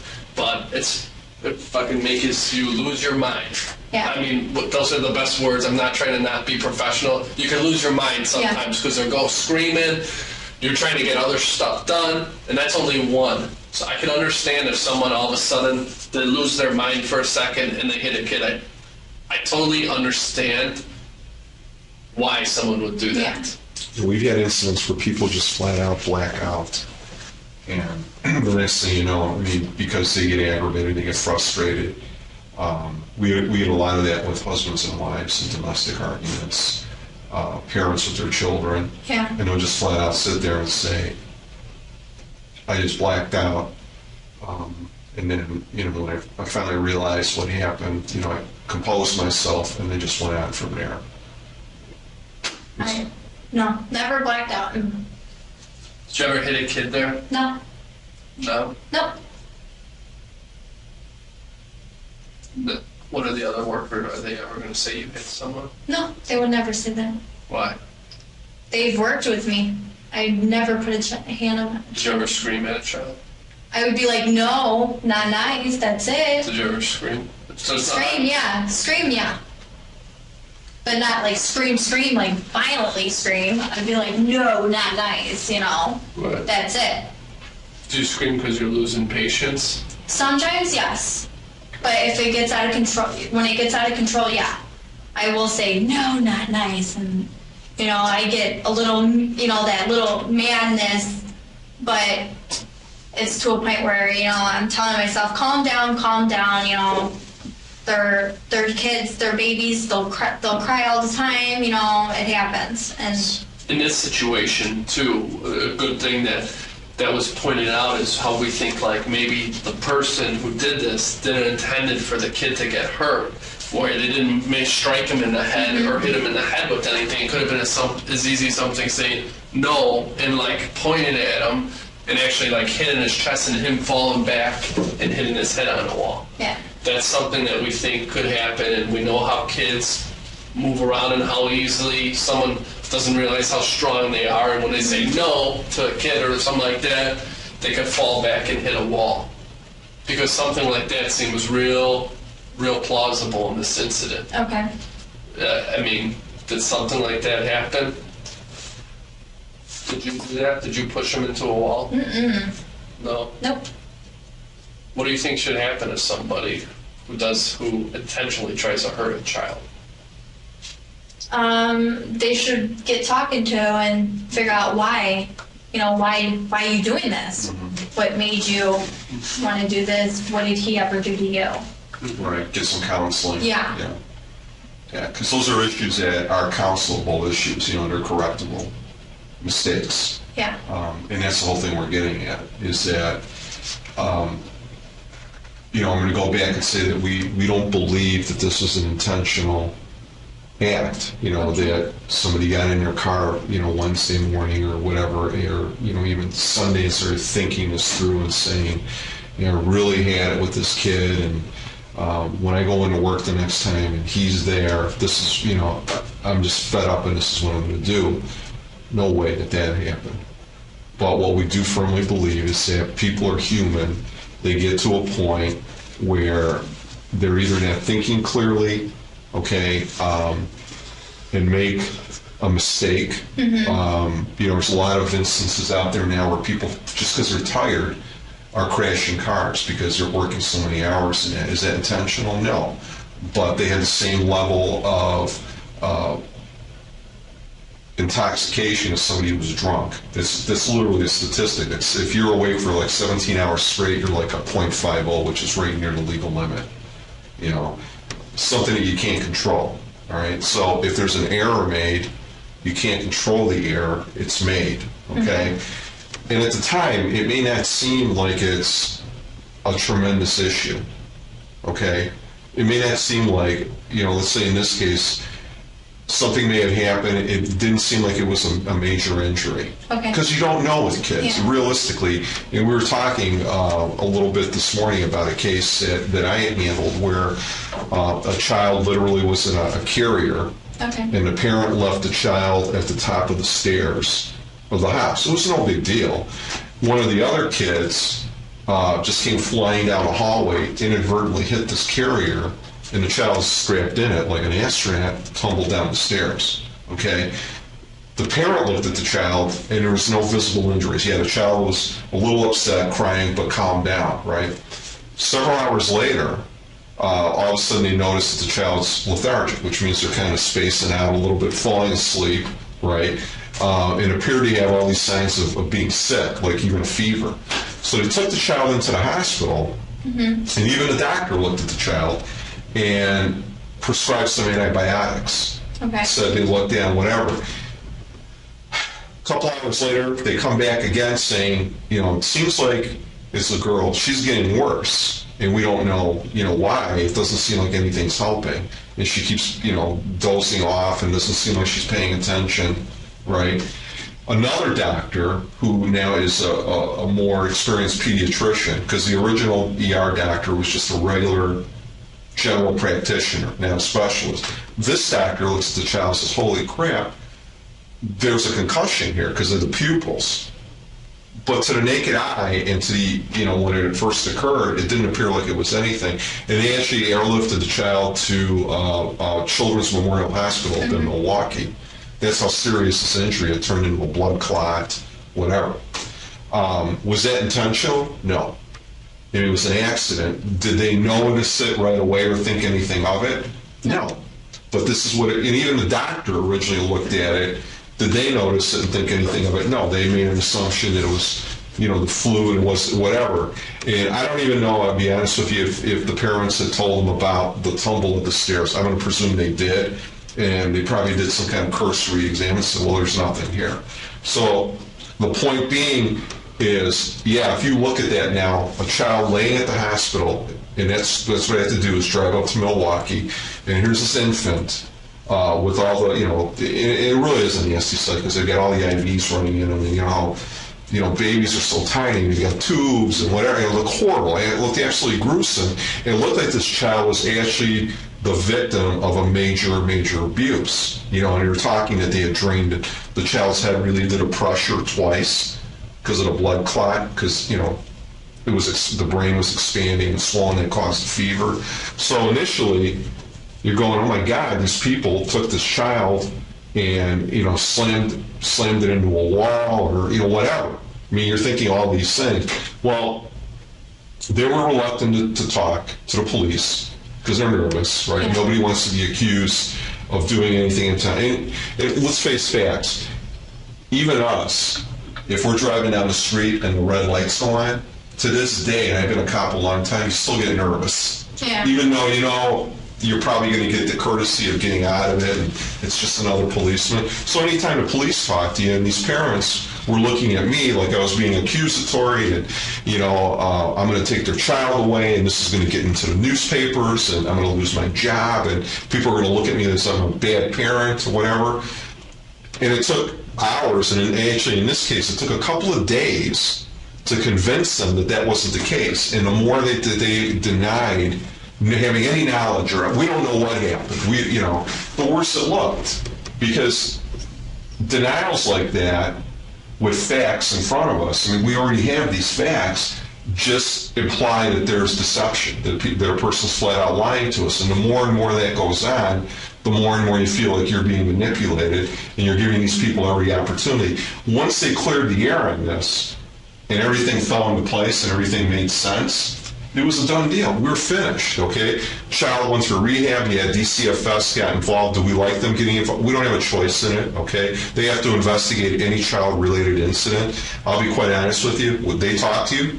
Without our knowledge, when you told us that was realistically the first time we knew that anybody had made any kind of an accusation or threat to you, is that appropriate? No, absolutely not, okay?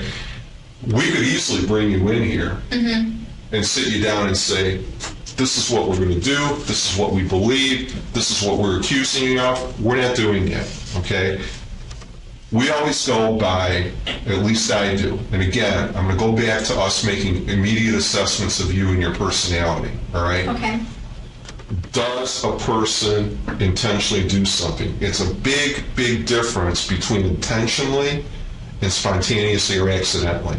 It's a big character difference. That's how people are judged, whether they're bad people and they're evil and they plan and they intentionally do things. And let's say you had a history of these accidents there. Well, then you got a track record. Well, you don't have one, right? You're a good employee who obviously cares about the kids, right? I'm going to presume that your employers are smart enough, because it's their business, and even your coworkers, because they work in this business, that they're all dedicated people who want to work with children, who are good at it, and they don't go into this as some kind of a plot to get into a system where they can abuse kids. That's not the case here. But when you're dealing with kids, they're unpredictable, they're spontaneous, they do stupid things. I can remember the first time I had to take my daughter to an emergency room. Literally, we found out that she was allergic to Benadryl. Okay, and Benadryl has two reactions: either it makes you sleep or it makes you hyper. It made her hyper. She was running in circles in our house, and she hit her head on the edge of a door and cut her forehead. And if you've ever seen a forehead cut, bleeding is incredible. It looks like, oh my God. Okay, but that's spontaneity. It's something that's not preventable. Okay, what was I going to do? Tie her up or whatever? Face value, I bring her into the ER. I'm a police officer. I got this child with this head injury. I'm getting questioned, because that's what their responsibility to have to report any child. They have to determine at that point whether it was an intentional, whatever. I brought my son in a couple times with a broken wrist. Okay, he's broken his wrist 3 times. He's an athlete. Baseball, football. Okay. But if I'm a DCFS person, I'm looking at this as being very, what am I doing? Am I grabbing my son by his arm, twisting it, snap, you know what I mean? Yeah. Okay? They're giving me the benefit of the doubt because the report I give them is accurate and factual, and it's consistent with what we're seeing. Okay. Okay? What you're telling us, based on timelines, based on whatever, is inconsistent. Okay? And that's why we're sitting here going, look, we understand that you're looking out for yourself. We understand also that maybe given 24 hours and rolling this back in time, that if we were there and we talked to you almost immediately, that people, when they're in an incident like this, traumatic like that, they really, really want to tell you immediately what happened. Police officers involved in shootings, as we investigate those, officer wants to tell you right away what happened. He wants to get that off of his chest and say, you know what, the guy pointed a gun at me. I want everyone to know that what I did and why I killed him was justifiable. But we don't interview them right away, so they have to sit and they have to wait. And that causes some issues. That causes them to manipulate story. And it's like it's a human reaction for you or anybody else to contrive a story or think things to put yourself in a better light. And it's very, and I'm not insulting you, please, don't take this as an insult. It's almost amateurish, and it creates the opposite effect. It makes you look like you're concealing something. Like I'm hiding something? Correct. That's it. It makes you look like you're hiding. So, if you take an incident that was not intentional and it escalated into something, worse, you're not a doctor, you don't have a crystal ball in your hand to predict what could happen. Okay. Right? And now all of a sudden, we have no, but we're saying yes, there's a medical factor. Something did happen, okay? And you're very smart. Let me tell you, I'm going to compliment you because you brought up a couple of points in our conversation, of points I've given you about skulls and kids, things like that. And that's great. But don't base your story on things I'm telling you. I'm trying to be honest and factual with you. Okay. Okay? I'm laying things out here. I'm not bringing props in here and laying things down and saying, we've got fingerprints and we've got that. I'm being completely honest with you. We find out, because we do this all the time, that lying to a person on our end doesn't achieve anything. Because if we get caught in a lie, our credibility is crap. You're not going to believe a thing I say as soon as you catch me in a lie, right? You got to look at it from our perspective. That's the way we feel about you. It's all about credibility and all about honesty. Okay. It's like God forgives, Yeah. we don't. Because once you've told a lie or continue to escalate that, it's worse and worse and worse and worse.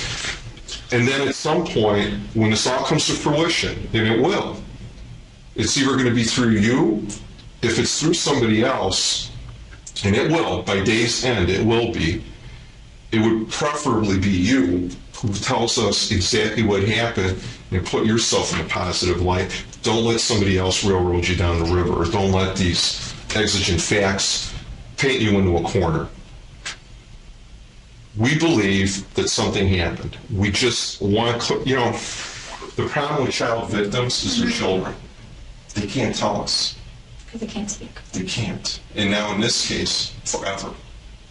Okay? But then we have to rely on everything else. We have to rely on science. That talks to us. Okay? But that only gives us a portion of the fact and the truth. Science can't tell us human emotion. Science can't tell us luck or probability or chances or bad luck or accidents. Science can't tell us all that to exact details. Only the person who is involved in that can tell us that. And that's why we're really sitting here frustrated a little bit, because I hope you understand, we're trying to give you every single opportunity there is. Every single opportunity there is to talk to us and clear the air on this thing and just put it to rest. So we can get on the phone, we can call our bosses in Lincolnshire and say, okay, Melissa's been straightforward with us. This is exactly what happened. Here's the timeline. We are convinced that this is what happened during this timeline, and we're done here. That's all we're asking. If there was an injury that occurred, and by the time your sister, who, I'm telling you, in good faith, ran in there and tried to give CPR, bad people don't do that. They don't care. They walk away. They run away from that. They don't want anything to do with that, right? Bad people don't have a conscience. You know what I mean? The word sociopath or psychopath, it's one and the same. Those are people who have no emotions. They operate physically and mentally every day like normal people. You couldn't tell them, but inside they're dead. They have no feelings at all. You could not get away with that working in that environment. That's not you. You've got emotions. I saw your emotions here. You got upset. You have a conscience, right? You can express love. You can express hate. I'm sure you've got a love relationship with your boyfriend, your family. You probably love your sister. I think she got really worried and concerned about you leaving today. She loves you, okay? You have a lot of people supporting you, and you have a whole life ahead of you. How old are you, 21? 22. 22. Do you need to carry a burden like this for the next 60 years or whatever? Nobody does. And you know what? It's this type of thing that eats you up, and it's this type of thing that no matter what haunts your reputation, because there's always a question mark. There's always that question mark hanging over you. We experience it in our line of work. If somebody accuses us of taking a bribe, even though I know I didn't do it, it's the fact that it's out there. And you want to shout it at the world and say, look, here are the facts. this isn't what happened. I want to be clear that I want to talk to you. I want to talk to the investigators. I'm sure Sean, and again, I don't know if he's been involved in internal investigations where they accuse you as a police officer of doing anything from stealing to inappropriate behavior with, with a person, use of whatever. It's not a good feeling. It's completely contrary to what we are as people. This has got to not be a good feeling for you because it's got to be completely contrary to who you are and what you're all about. By even working in this place, it says a lot for your personal character that you're a caregiver. You're a caregiver. You're not a violent person. You're a caregiver. You take care of these children. Yeah, is it gonna be a perfect world every day you go in? No, they're kids. They aggravate the hell out of their own parents. He'll tell you, I'll tell you. I've got teenagers. It doesn't get any easier. You could be a caregiver for teenagers, and believe me, you think you get aggravated now. Well, you're not too far removed from that to remember how you probably were with your parents. You thought you knew it all, right? Yeah. Okay. I'm going to tell you, being the senior citizen in this room, you don't know it all, and you don't want to carry a heavy burden on you. Yeah. You don't. You don't want the perception of people thinking that you're manipulative and you're a liar and you have no credibility. And I know you're not. I just think you're worried. I just think you're really deep down inside worried and you're scared. You are. You cannot be scared. You can't be. You're scared. I would be too. You probably, if you weren't laying awake or rolling around or just thinking about this whole thing for the last couple of days, you're not human. If you went home and you went right to sleep and got up and felt like nothing is happening, you're not human. But I know that's not you. It's got to be bothering you. So when I ask you if you talk to other people in it, it's not because I'm trying to catch you in a lie or whatever. It's because I know you have to express it somehow. Some people have different ways of doing it. Some people internalize. If I get mad at somebody, I don't talk to them. They just know. They can feel it off of me. Other people, they externalize. They go off on you. They really tell you how it is. It all depends on how you handle it. But an incident like this, you're desensitizing yourself a little bit now because you're almost thinking in your mind, God, this really didn't happen. This is not happening.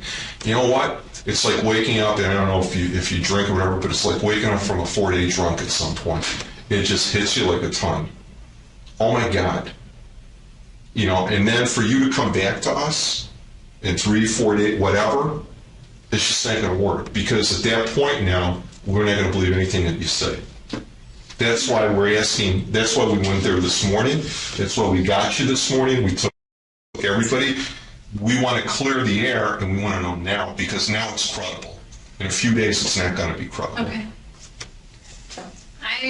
To be honest, I have yelled, said not nice, but he was sitting up and he just drops. And I heard him hit his head. Where? On the carpet, though. But On the it's carpet or the tile? on the carpet. Was that Wednesday? Yeah. Okay. A couple of times he's done that when we say no, not nice, and he will get upset. He was sitting straight up and he would fall. He would seriously fall completely and hit his head. And what, did he get upset after he hit his head? Yeah. He started crying? Yeah. Okay. Do you remember what time he hit his head? No, I don't. Kind of approximate, maybe? Yeah. Was it? Probably sometime in the afternoon before, ahead of time before they had snack, maybe. Okay. Because he's And what was it? I know you were saying that you guys have reading, you have playtime. What event was that during? There was nothing going on. It was just playtime. Okay. Because when he got up from that, I saw him. He was awake. Picked him up. I was on the recliner, the rocking chair. Right. Just hanging out with him and we were being silly or whatever. And I know later out throughout the day, he did something to a point probably where we would say no, not nice, and he took it very, very hard. Did you say would that be you and Nancy or just you? Grundy was in there Grundy? too. Yeah. Okay. So it was after nap. So what was he sitting on the floor? He was sitting on the floor. And can you? How fast or hard did he fall back? Boom, really fast. He would how he would throw himself like, you And know, he threw himself backwards. threw himself backwards really hard. And then he started screaming or crying? Yes, He did. He did. Okay. Who was in the room? Me and Wendy. Okay. How did you guys calm him down? Did he calm himself down, or what happened? He calmed down, but then we put him in the little chair where he usually goes. So you just picked him up and put him in that chair? Yeah, we picked him up, and then we were like, you know, you're okay, and he stopped crying once we picked him up, though, and then we put him in the chair. And then what did you do in the chair? He was fine. After that, he was just sitting there. He was playing or just moving around, whatever, had his eyes open, everything. Can I ask you, why didn't you just tell us that to begin with? I wasn't thinking straight because like I said, I am nervous. I've never been in a situation like this, so it's very hard. We understand that, and that's fine. We just want to know, make sure that there's nothing else that you decide not to tell us, and we have to drag out, because every time we have to pull stuff out or make you know that we're going to find out that you were there, or we're going to find out. I I promise just don't you. want to lose my job. Don't worry about your job. You know what? With the We're- town. Like, it's not that I feel Listen. like I'm blamed. Look, what did we tell you from the beginning? We're not looking to put blame on anyone. I know. We're looking to find out what happened. What happened. Right. And by not telling us 100% the truth, then yeah, people are instinctively going to blame you. They're going to point the finger at you because of the time, the location. You know what I'm saying? You're there. It's not like there were 50 people in that room with you, okay? And I know how important your job is, and I know how important your career is. I mean, you have laid out in your mind what your career is going to be, right? You're doing the right thing. You said it yourself that every time something had occurred, that was in it, that you reported it, okay? Maybe this time you didn't because, oh my God, yeah, you're a responsible person. And you don't want people to point the finger of blame on you saying you are irresponsible, okay? This time the injury was more serious than you could tell. You don't have x-ray vision. So you didn't do anything, okay? Like I told you about that story with the ER doctor. Didn't identify and didn't see right away, sent the child home. I mean, you're not even a doctor, okay? What Sean is saying is that we want to make sure that that's all that happened. Seriously, because if Gwendy tells us something contrary, because she saw this, right? Okay. Yeah, when he threw himself down Okay. And Threw himself down from where? and on the carpet Where was he? when he threw himself down, in the center of the room. was he Standing? No, he was sitting up like crisscross. sitting on the floor on Yeah, the chair, sitting on the floor. and he flung himself He back? flung himself back. When his head hit, can you describe what kind of action it made? Show me with your hand. Like you just hear like a loud clunk. Did his head bounce off of the carpet? I couldn't tell. Let me ask you this, and this is one of the most important questions Okay. you're going to answer. After everything happened and he was taken to the hospital, did you and Wendy ever talk about, do you think he hurt himself from when he No. hit his head? Never? And other times though, he's done that, but not as hard. He has hit him. He's thrown He himself. started down. crying right away? Yeah, And who picked him up? I believe Wendy did. It was me, Wendy, and Nancy. That's what I remember. Nancy was there too. Yeah, it could have been Wendy or Nancy. I'm still clueless, like but he did do that. Think about it. Who was with you? Really important. Okay.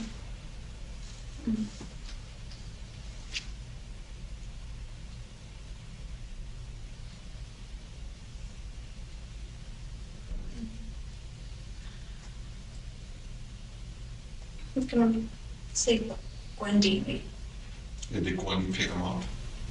and put him in his chair. Okay. And did Gwen say anything to you after she picked him up and put him in his chair?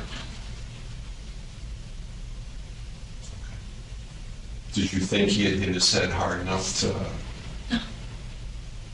cause some kind of serious injury?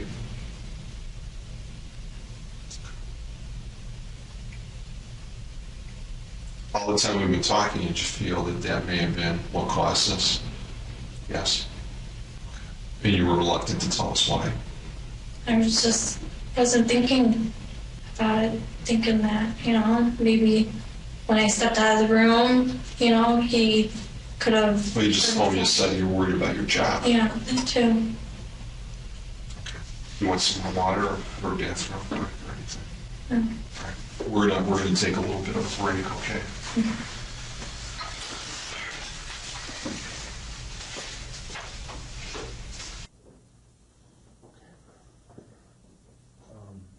Let me tell you here. It's what we did here. We got a team. One of our teams is with a physician who specializes, in these types of injuries. He can look at the parameters of an injury, and based on the autopsy, that was performed yesterday. Do you know how an autopsy works? They search and find. They do like an examination or try to find out. Without getting into graphic details, they basically dissect the body, okay, and they look at every aspect of the body from bruising. They photograph, they look at bruising, they run blood toxicology for drugs. When it comes to cranial injury, a head, they'll of course look at the skull. They look at the size of the brain, they measure it, they weigh it. Have you ever seen photographs of what something looks like, underneath flesh where it's bruised or there's a clot? Yeah. Okay, it's very prominent. Okay. The entire process is very, very exact. They've been doing it for years. Okay, and I'm not going to go into forensics 101 with you with an autopsy, but they're able to tell down to the minutest detail the extent of the injury, what could cause it, what couldn't cause it. The brain sits in a liquid mass. Okay, so when a person gets a concussion, you heard that term. What happens is the brain swells and there's fluid around the brain, and it expands, and that's why it makes your head really ache. Okay, literally it swells. When the brain is also injured, it can bleed, and in an autopsy, the blood forms at the point of injury, and you can tell based on the bone, the damage, because a skull fracture literally means this bone here is broken. Broken? Yes. Okay. Okay. And it's not that easy, especially in an infant or a younger child, to break bone with mild impact because the bone is soft. Okay. Okay. So it's very flexible. In fact, the skull hasn't formed, so there's cracks where it floats and it moves. Okay. When you hit something, you go physics lesson. There's a cause and an action. Okay. Yeah. So, like if you're sitting in a car and you get rear-ended, what happens? Your body flings forward. And it goes back. Correct. It's the same thing the head does in the brain. Okay. When you're hit back a certain way, the head flings forward. Okay. And what does that do? It shifts, and that'll cause bruising of the brain. Point of impact, where the brain gets hit, is really going to be prominent. Okay. And again, I'm not going to blow a shot, but we've examined photographs, and so is the doctor. And they've been at the autopsy, and it's obvious that there's an injury to the back of the head. Okay, which is consistent with kind of what you said. However, two things that are inconsistent. Okay. The extent of the injury, under no circumstances, can be caused by that minor of an event. Okay. Falling backwards. Okay. Secondly, the front of the brain is also slightly bruised. Okay. So there's a whiplash effect. Okay. The detectives immediately reject the carpet story because their medical theory requires more force, likening it to someone being dropped from a second-story building. They are effectively training her to provide a more violent version of the accident that matches the severity of their autopsy report. Thirdly, I made a comment to you somewhere earlier today where I described the fall or the injury being like somebody being dropped from the second floor Yeah. of a building. That's still the extent of the injury with a second independent opinion from an expert. Okay. Okay. So here's what Sean had In to addition, Wendy doesn't recall him falling down and hitting his head. Okay. You were saying that she wouldn't pick him up. Yeah. She doesn't recall it at all. She doesn't recall? Not that she doesn't recall, she says it didn't happen. Okay. This when it happened. Okay. Or it could have happened maybe earlier. Look, here's what we still believe that. You're right on the cusp of really telling us what happened here. But you're reluctant because you're still scared, you're still worried. And again, please, don't take this as being amateurs at this. We've done it, and we know, we're always careful when we talk to people because we don't want people facilitating stories just to make us happy. It's not. It really isn't. We've done this numerous times. People have told us their most uncomfortable secrets, and they've confided in us, and we know the difference between somebody telling us something. It's almost like a child. If you interview a child, you got to really be careful because they're so impressionable. They'll tell you what you want to hear. Adults sometimes are almost in the same way because I know you want to do the right thing, and I know in your mind you're a smart person. You're still trying to just kind of figure out what's a plausible explanation here. But I just want to keep emphasizing to you that when you tell us something, we can, because of the situation and because of the medical processes involved and the science involved, we can walk out of here and confirm it or tell you, no, that's not happening. Remember when I told you that every time you do that, it takes a little bit of your credibility away. Okay? Other fact is that, Wendy says flat out that it didn't happen. Okay. You're painting yourself in a little bit of a guilty corner here for some reason. Please let me finish. Because you got that far and you told us, yes, something happened. And I'm going to tell you that we do still believe that something happened. But we do believe that the event occurred, again, I'm going to tell you, not intentionally, but out of frustration, out of disappointment, out of something that caused it. Okay? And those are all viable excuses. Okay? Mm-hmm. It's not, a premeditation. You've heard that term. You didn't come to work that day with the intent of hurting anybody. You didn't. No, we didn't. Okay. I know that. Or what might have happened was done out of frustration, and you didn't intend on a serious injury to come up. And we know that too, right? Yeah. All of us as parents, Sean, and Sean probably even more so than me, because my kids are teenagers now, but I could remember as a father when they were younger getting frustrated, and it wasn't just one thing.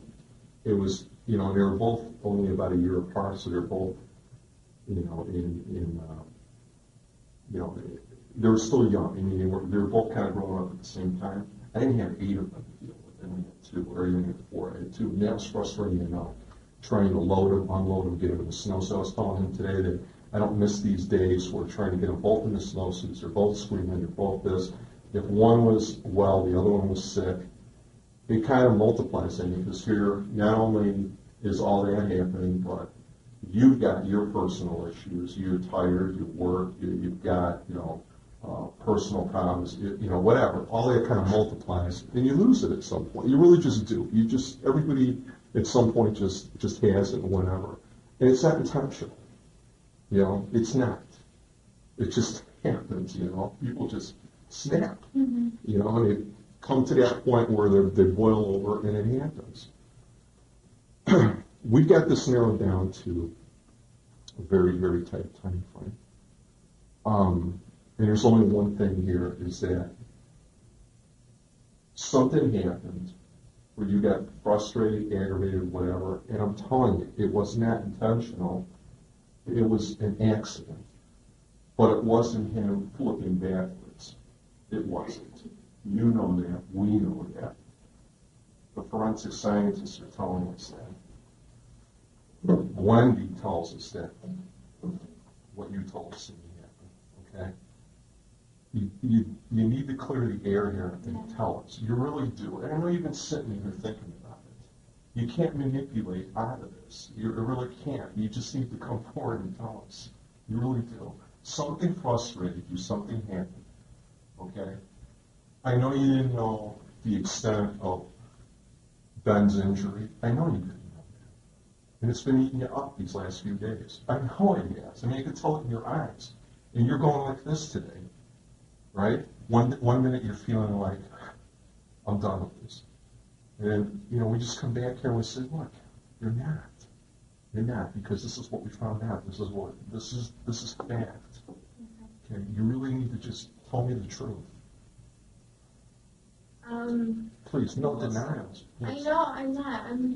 Like I said, that's the only thing I could possibly think of. I never took any frustration out on any of my kids. Ever. I never laid a finger, nothing. We're not saying. I know. Melissa, we're not saying that. Okay, we're not saying that. We're saying that perhaps you put him in a chair a little too hard. I mean, he was spread, whatever. He might have hit his head on something. What you're describing to us did not happen.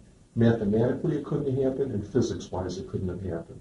Something else happened. We're thinking like something happened, and doing it normally, everything would be fine. Like, if George was a baby and I put him in a chair, he'd go in the chair, he'd go to sleep. But maybe on this instance, maybe the chair rocked back. There was a wall behind the chair.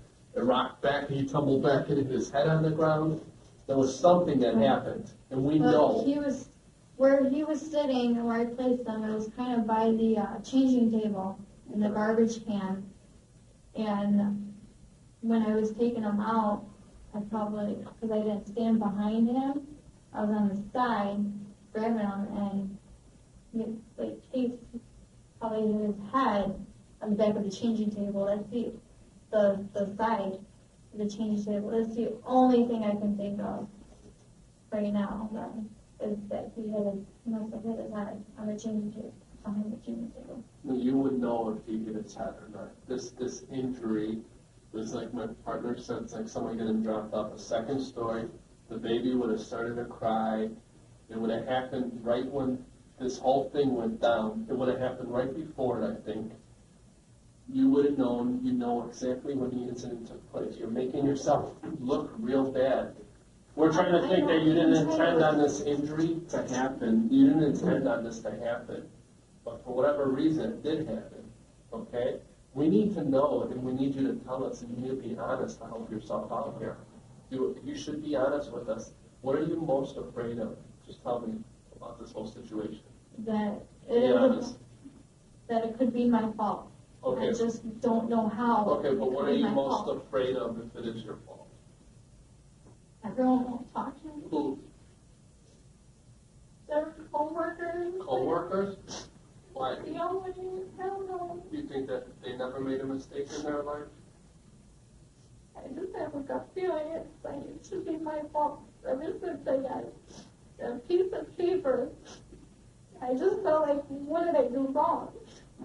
And I've been trying to think thoroughly, and that's why I haven't been able to sleep much, because I'm trying to think, what did I do? Or what did Nancy do? Right.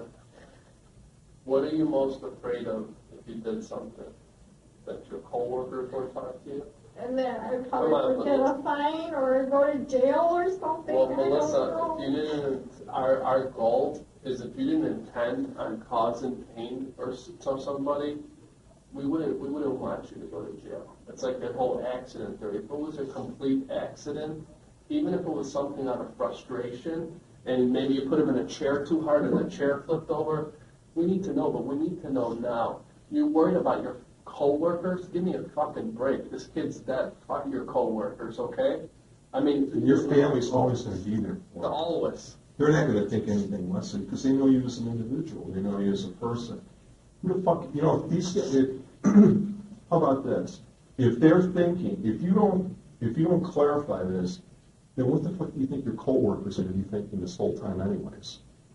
But if you bring this out, we know. There's no doubt about it. It was an accident. And tell me that they've never erred in judgment. Come on. That should be the last thing that you're worried Absolutely. about. That's the last thing you should worry about. Everything else, like I said, if stuff was an accident or you didn't intend for Ben to get hurt severely, we don't think you did. We thought maybe you got frustrated.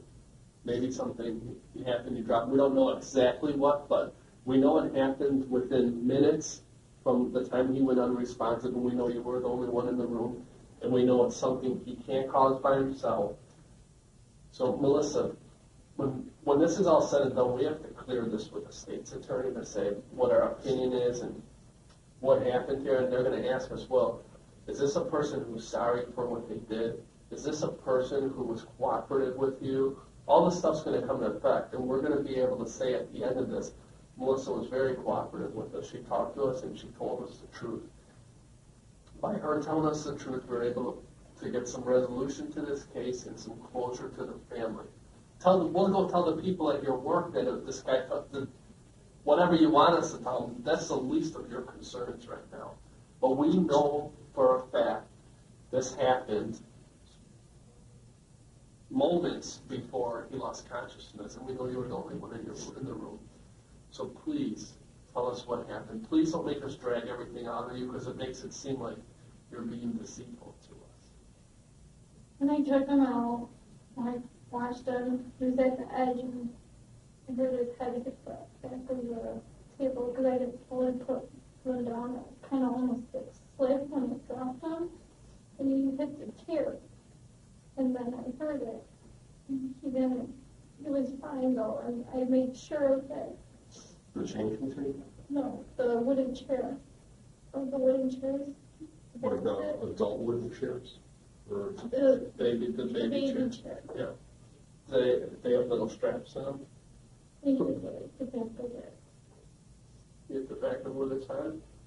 That's okay. It's all we've been trying to get from you for this whole time. I know you're upset, okay? I know that you're upset about this, Melissa. But stuff like this happens all the time. You didn't want in time for this little boy to die, right? And who knows? He could have had some pre-existing condition. You know, who knows? But when you put him in the chair, were you holding him? No, Okay. I just picked him up. Where was he when you picked him up? He was on the floor. On the floor? And why did you pick him up? Because I just wanted to put him in there and get him a snack right away. Okay. And did you drop him? Is that what you said? Or? When I took him out of the chair. Okay, so you put him in the chair to get him a snack. Yeah. And then when you picked him up, you dropped him. It kind of slipped. Yeah. He slipped. Yeah. Okay, and you hit his head on the back of the top part of the chair. Yeah. And did he yell or scream? No. He didn't do anything? When I checked his head, but it was fine. Okay. from now on, don't tell us the truth, and everything will be okay. That's fine. It's fine. We know understand that you're scared, and we were not lying to you here. We need to know the truth. It's going to help us, okay, Melissa? And promise me one thing, that you won't lie again, and I promise you, we're gonna make things as easy as possible on you, as long as you don't lie to us, okay? Did you drop the baby? Did you slam him on the chair? He slipped. Why were you afraid to tell us he slipped? Did you slam him on the chair? You sure? You wouldn't do that? He just slipped? In the back, his head hit the back of the chair? Why would he have some brute? Did he hit the ground after that, or what happened after he hit the chair? He No, out of his body, so he fell out of your hands? when I put him down, I took him out of the snack chair, and then I went to clean him up, and then like when I cleaned out, the other chair was behind him. And I wasn't paying attention. He slipped out of my hands, and he hit it. How far did you slip? Note how Melissa immediately tries to minimize the action by using the words slipped. She is attempting to provide the confession required to end the interrogation while still desperately trying to frame it as a non-malicious accident. Like, a little bit like what he said. Don't exaggerate it to make it sound better. If it's an accident, it's an accident. You gotta tell us Right. exactly, because we're gonna have to be able to prove. What you're telling us, scientific, and what I told you. So you need to really be specific about how it slipped and how far down. It So wasn't that far to a point where it slipped, like he fell off balance, and then he hit cut. And he sat on the floor. What did he hit his head on? Wood. A chair? A back of a chair? And after he hit his head, did he fall onto the floor? He fell, but he went through the crown of his blanket after that. So he hit his head and then fell to the ground? And how were you standing up when this happened? Were you standing straight up? Yeah, I was back, and I like was like this, and it slipped. Yeah. He slipped, Ben slipped? Yeah. And then I did like And how low was the back of the chair? it was like this tall, Mm-hmm. and like when his head like hit back like back. if I show you a picture of the chair, would you recognize it? The wooden The table. one, or wooden table that he hit his head on? He hit his head on a wooden Table table? or a Or chair? the chair. Which one was it? The chair. Did you, hang on. Did you change him prior to that? No, You didn't? I changed it before. What did you put him in the chair for? I did the snack. He was sitting at the snack table, right? Yeah, regular You chair. took him out of the snack, When he was done, I took him out, washed him off, and everything else. And when I put him down, that's when I slipped. And it was right there between the tile and did the you carpet. slip, or did he slip out of your hand? Did you actually fall down with him? No, I did. Did you drop him? Okay. Where were you putting him back to? A different chair? No, You were bringing him to the I floor? was bringing him to the floor. Okay. And was that at the same time while Nancy left the room? Yeah, she had a back turn. She had her back She was turned? doing the dishes. Did he start crying right away? He didn't scream or anything? And then, so you just, after that, what did you do? I continued my normal routine. No, what did you do with him? Did he just put him on the floor? And Did you then, put him on the floor, or did he roll onto the floor? He went on the floor. Okay, after he slips, hits his head on the chair, and then he's on the floor. And he started crawling Where did he crawl to? to the other chair recliner to get his blanket and then to the spot. And then, after he got there, how long after that did you notice he was starting to kind of look sleepy? 30 minutes later. is that why you were keeping such a good eye on him? Because you were worried about him hitting his head? Yeah. And then that's why you were watching him? So you were watching him real close. Why would he do that? Because I didn't know if it's because that he was showing his face. And what was the first thing you noticed? That he wasn't responding, like he just looked really pale.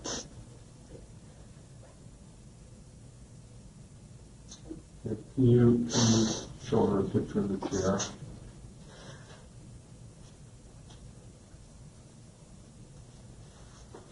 You got colors? Is there any color ones? Here, let me look at one.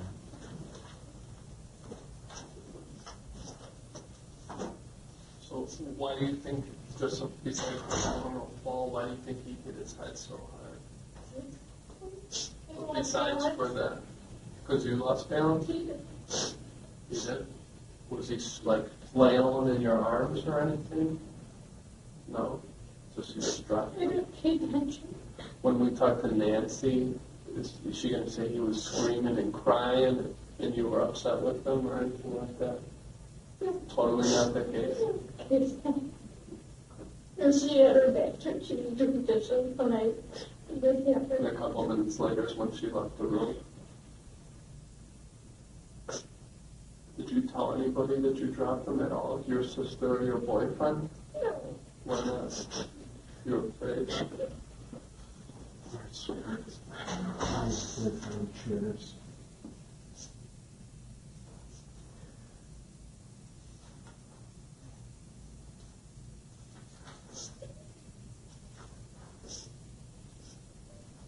Is that the wrong one? No. No.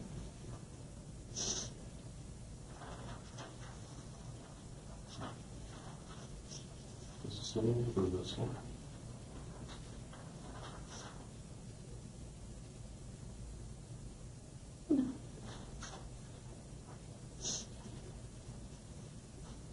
No. No. That's okay. All right, it worked out. So Nancy's not going to say the last she heard of him, he was screaming and crying while she was washing dishes. He didn't do anything to frustrate you? Was this something out of frustration? Huh? No? How do I know you're telling me the truth? Because I did. He was fine.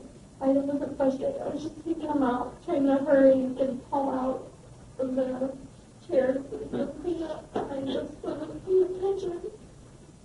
What do you mean by not paying attention? 'Cause Like where I put him, where I was at. I mean, I don't understand. Like, did you let go thinking he was secure? Did you let go of him a couple of feet early or something? Yeah. Because you were just in a hurry? Because I'm just saying stuff. You tell me why. Like, because I thought he had his balance and everything. And So, so the chair was facing the other way? So he hit the back of it with his head and then he hit the floor? he went straight to the head. And when I dropped him, the chair was like right there. And he hit his head. And then he just like leaned forward. And then after that, Did he he hit found the front of his head when he leaned forward? No. But when he hit the back of the chair, when he went down to the ground, did his head hit the ground at any time too? the forward. No. So he hit the chair backwards and his body go forward then? It did? Yeah, when you get something, maybe you can show us exactly, because it's hard to explain, okay? So we're going to use a chair and I'm going to get you something. Okay? Yeah. All right. You didn't tell anybody about this? No?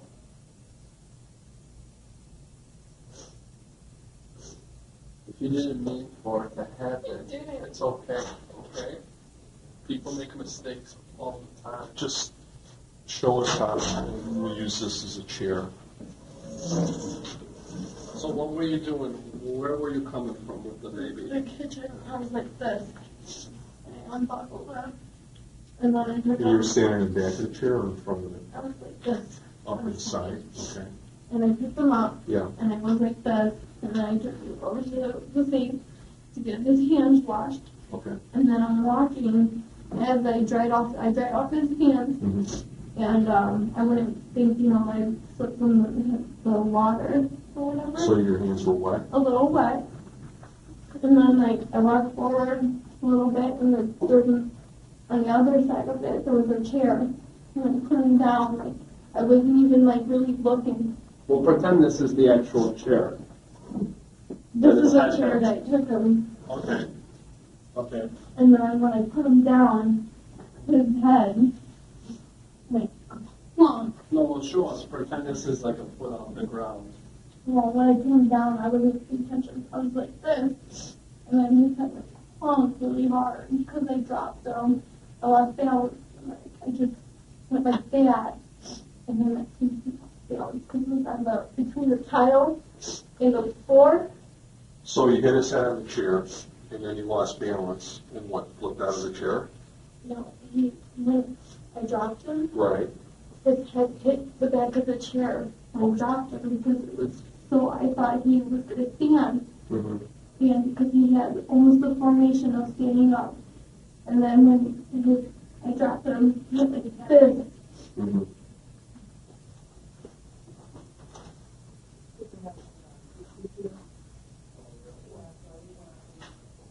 One second. All right, so you're doing it. Sit down. Just sit down. Listen, you don't need to convince Sean and I that you are sorry. Okay? You don't. Your family loves you. They're going to be very supportive. You're doing the right thing here.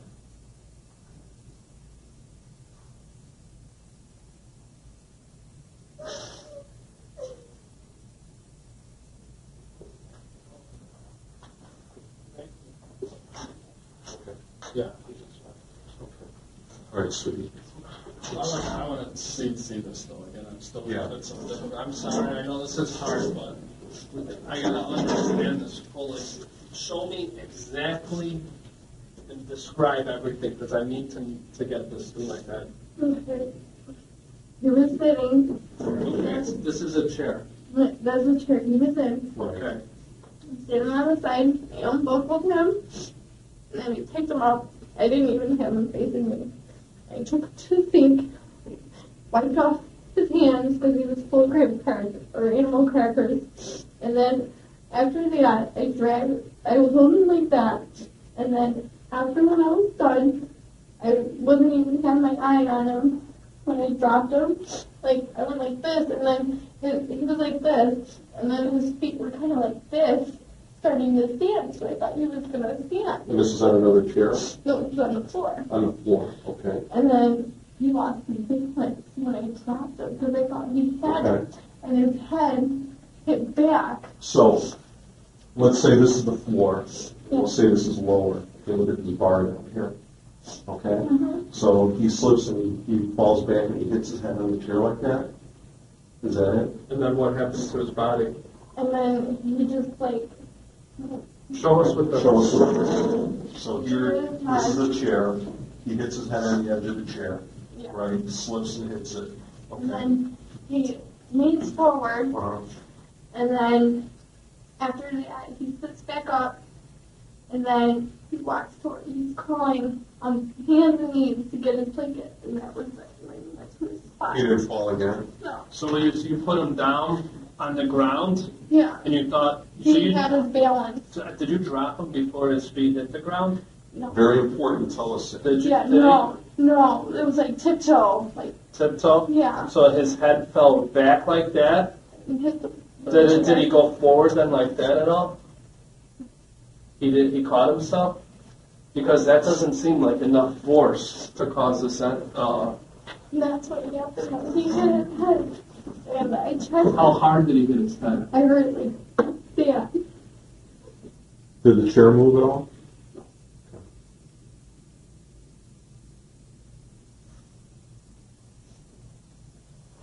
So, how long after that happened did she go out of the room? It was like a later. And she didn't hear nothing because she had her back towards she had her back towards, she wasn't facing it. She was doing the dishes. So I was like, I wasn't even paying attention when I dropped him. Because I had to get the other kids out.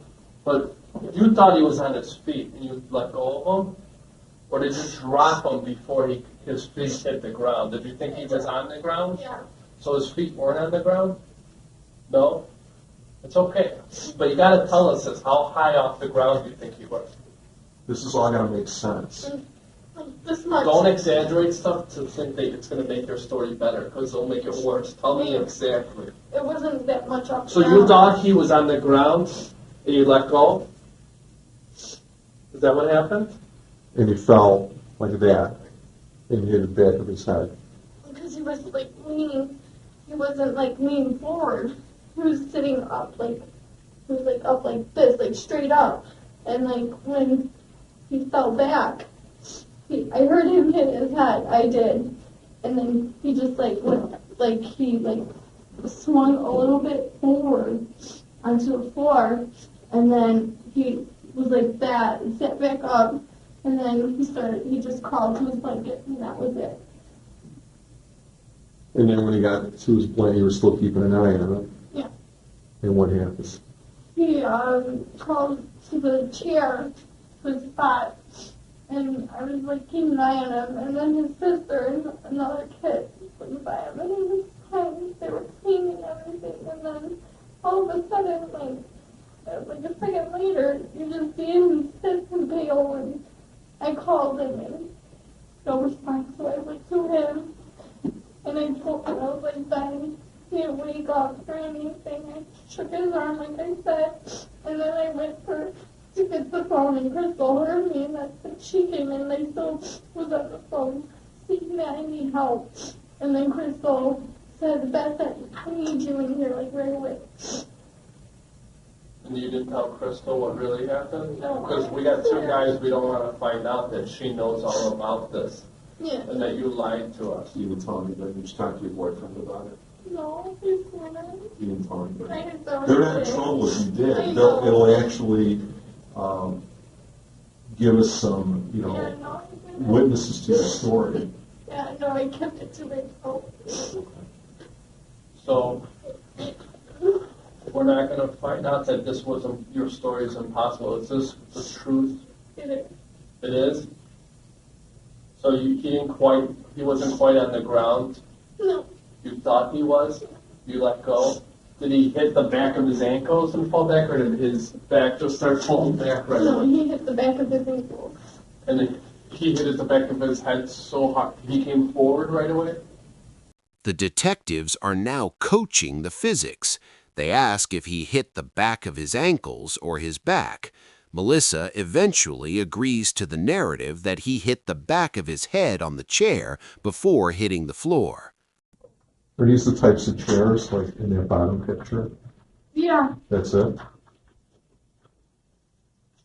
it was the What did he hit on the armrest or the back the part? back part of this chair, because it was the kids, they know how to push out, and it wasn't the edge. Because, like, here was the chair, right around here, and the chair was pushed out, and it was moved from the kids, and that's when he hit it. Is that the table in the room? Yeah. That is the table? Mhm.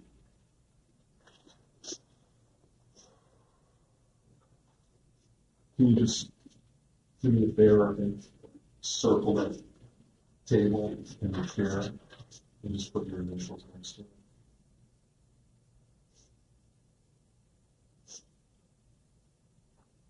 So you didn't slam him for doing anything wrong?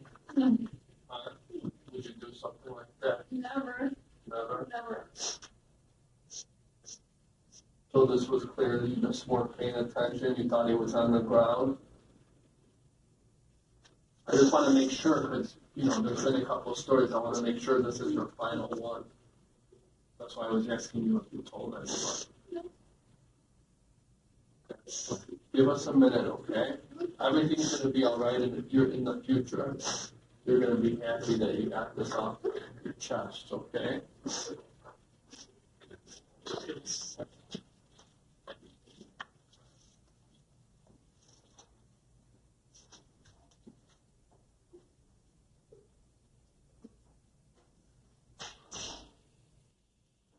Melissa, the chair, when his head hit the chair, where was the chair in relation to the table? It was moved away from the table. What happened to the chair after his head hit it? You know, you just heard a loud move. It didn't move the chair? No wiggle, no. It wiggled? Yeah.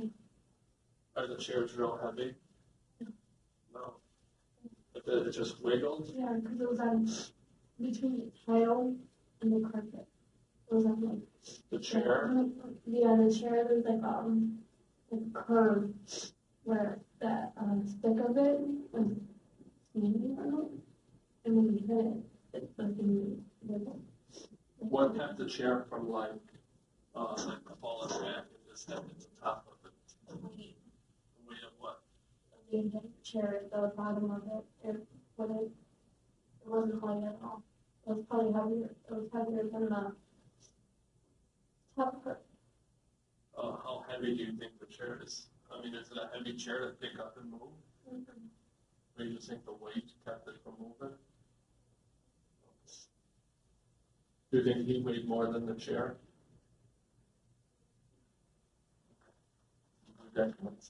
Was the chair, the legs, is it 4 legs, or is it, did you say half of them were on the wood and half was on the tile, half was on the carpet? There was the feather part, and right there was a line where the tip of it was at, where, it can wiggle. And when you hit it, it like moved, but it moved back. The chair moved back? So if this was the chair, Yeah, he hit it, it has 4 legs going to the ground, are all the legs on carpet? and then, the two legs were on the tile, and then the other two, like, on the, it was like sideways, in other words. This, and, on the other section, 'cause, like, the chair and everything, the blanket, Yeah. where he was trying to go at.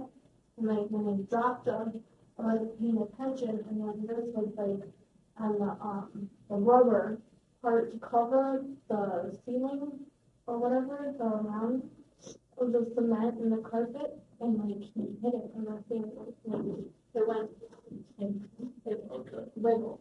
okay, I'll be back in a minute, have a seat.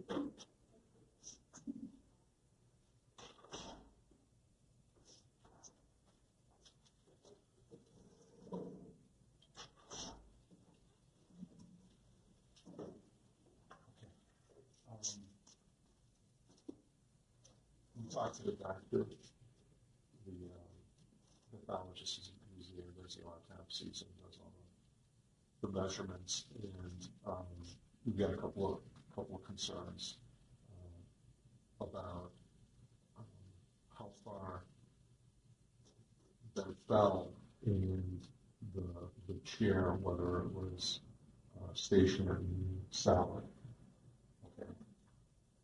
It was on the corner of the rubber. We were splitting the carpet, the tile, and the hole, and one leg was on it, and then the little thing. No, that's not what, that leaves us wondering, like, where you dropped the baby from, how high the baby was off the ground. The chair was pulled off from the table, you said? Yeah, they pushed it out, Mhm. and when I dropped him, he was like this much. You mean that bottom of his legs were where your hands were? The bottom of his legs were? So he fell 2 feet to the floor? And then, okay, so it was a little higher than what you told us. The bottoms of his feet were about, it looks like about a foot and a half off the ground. So the top of his head was probably about 3 or 4 feet. Okay. And did the chair move when you hit it? Yeah. The chair did?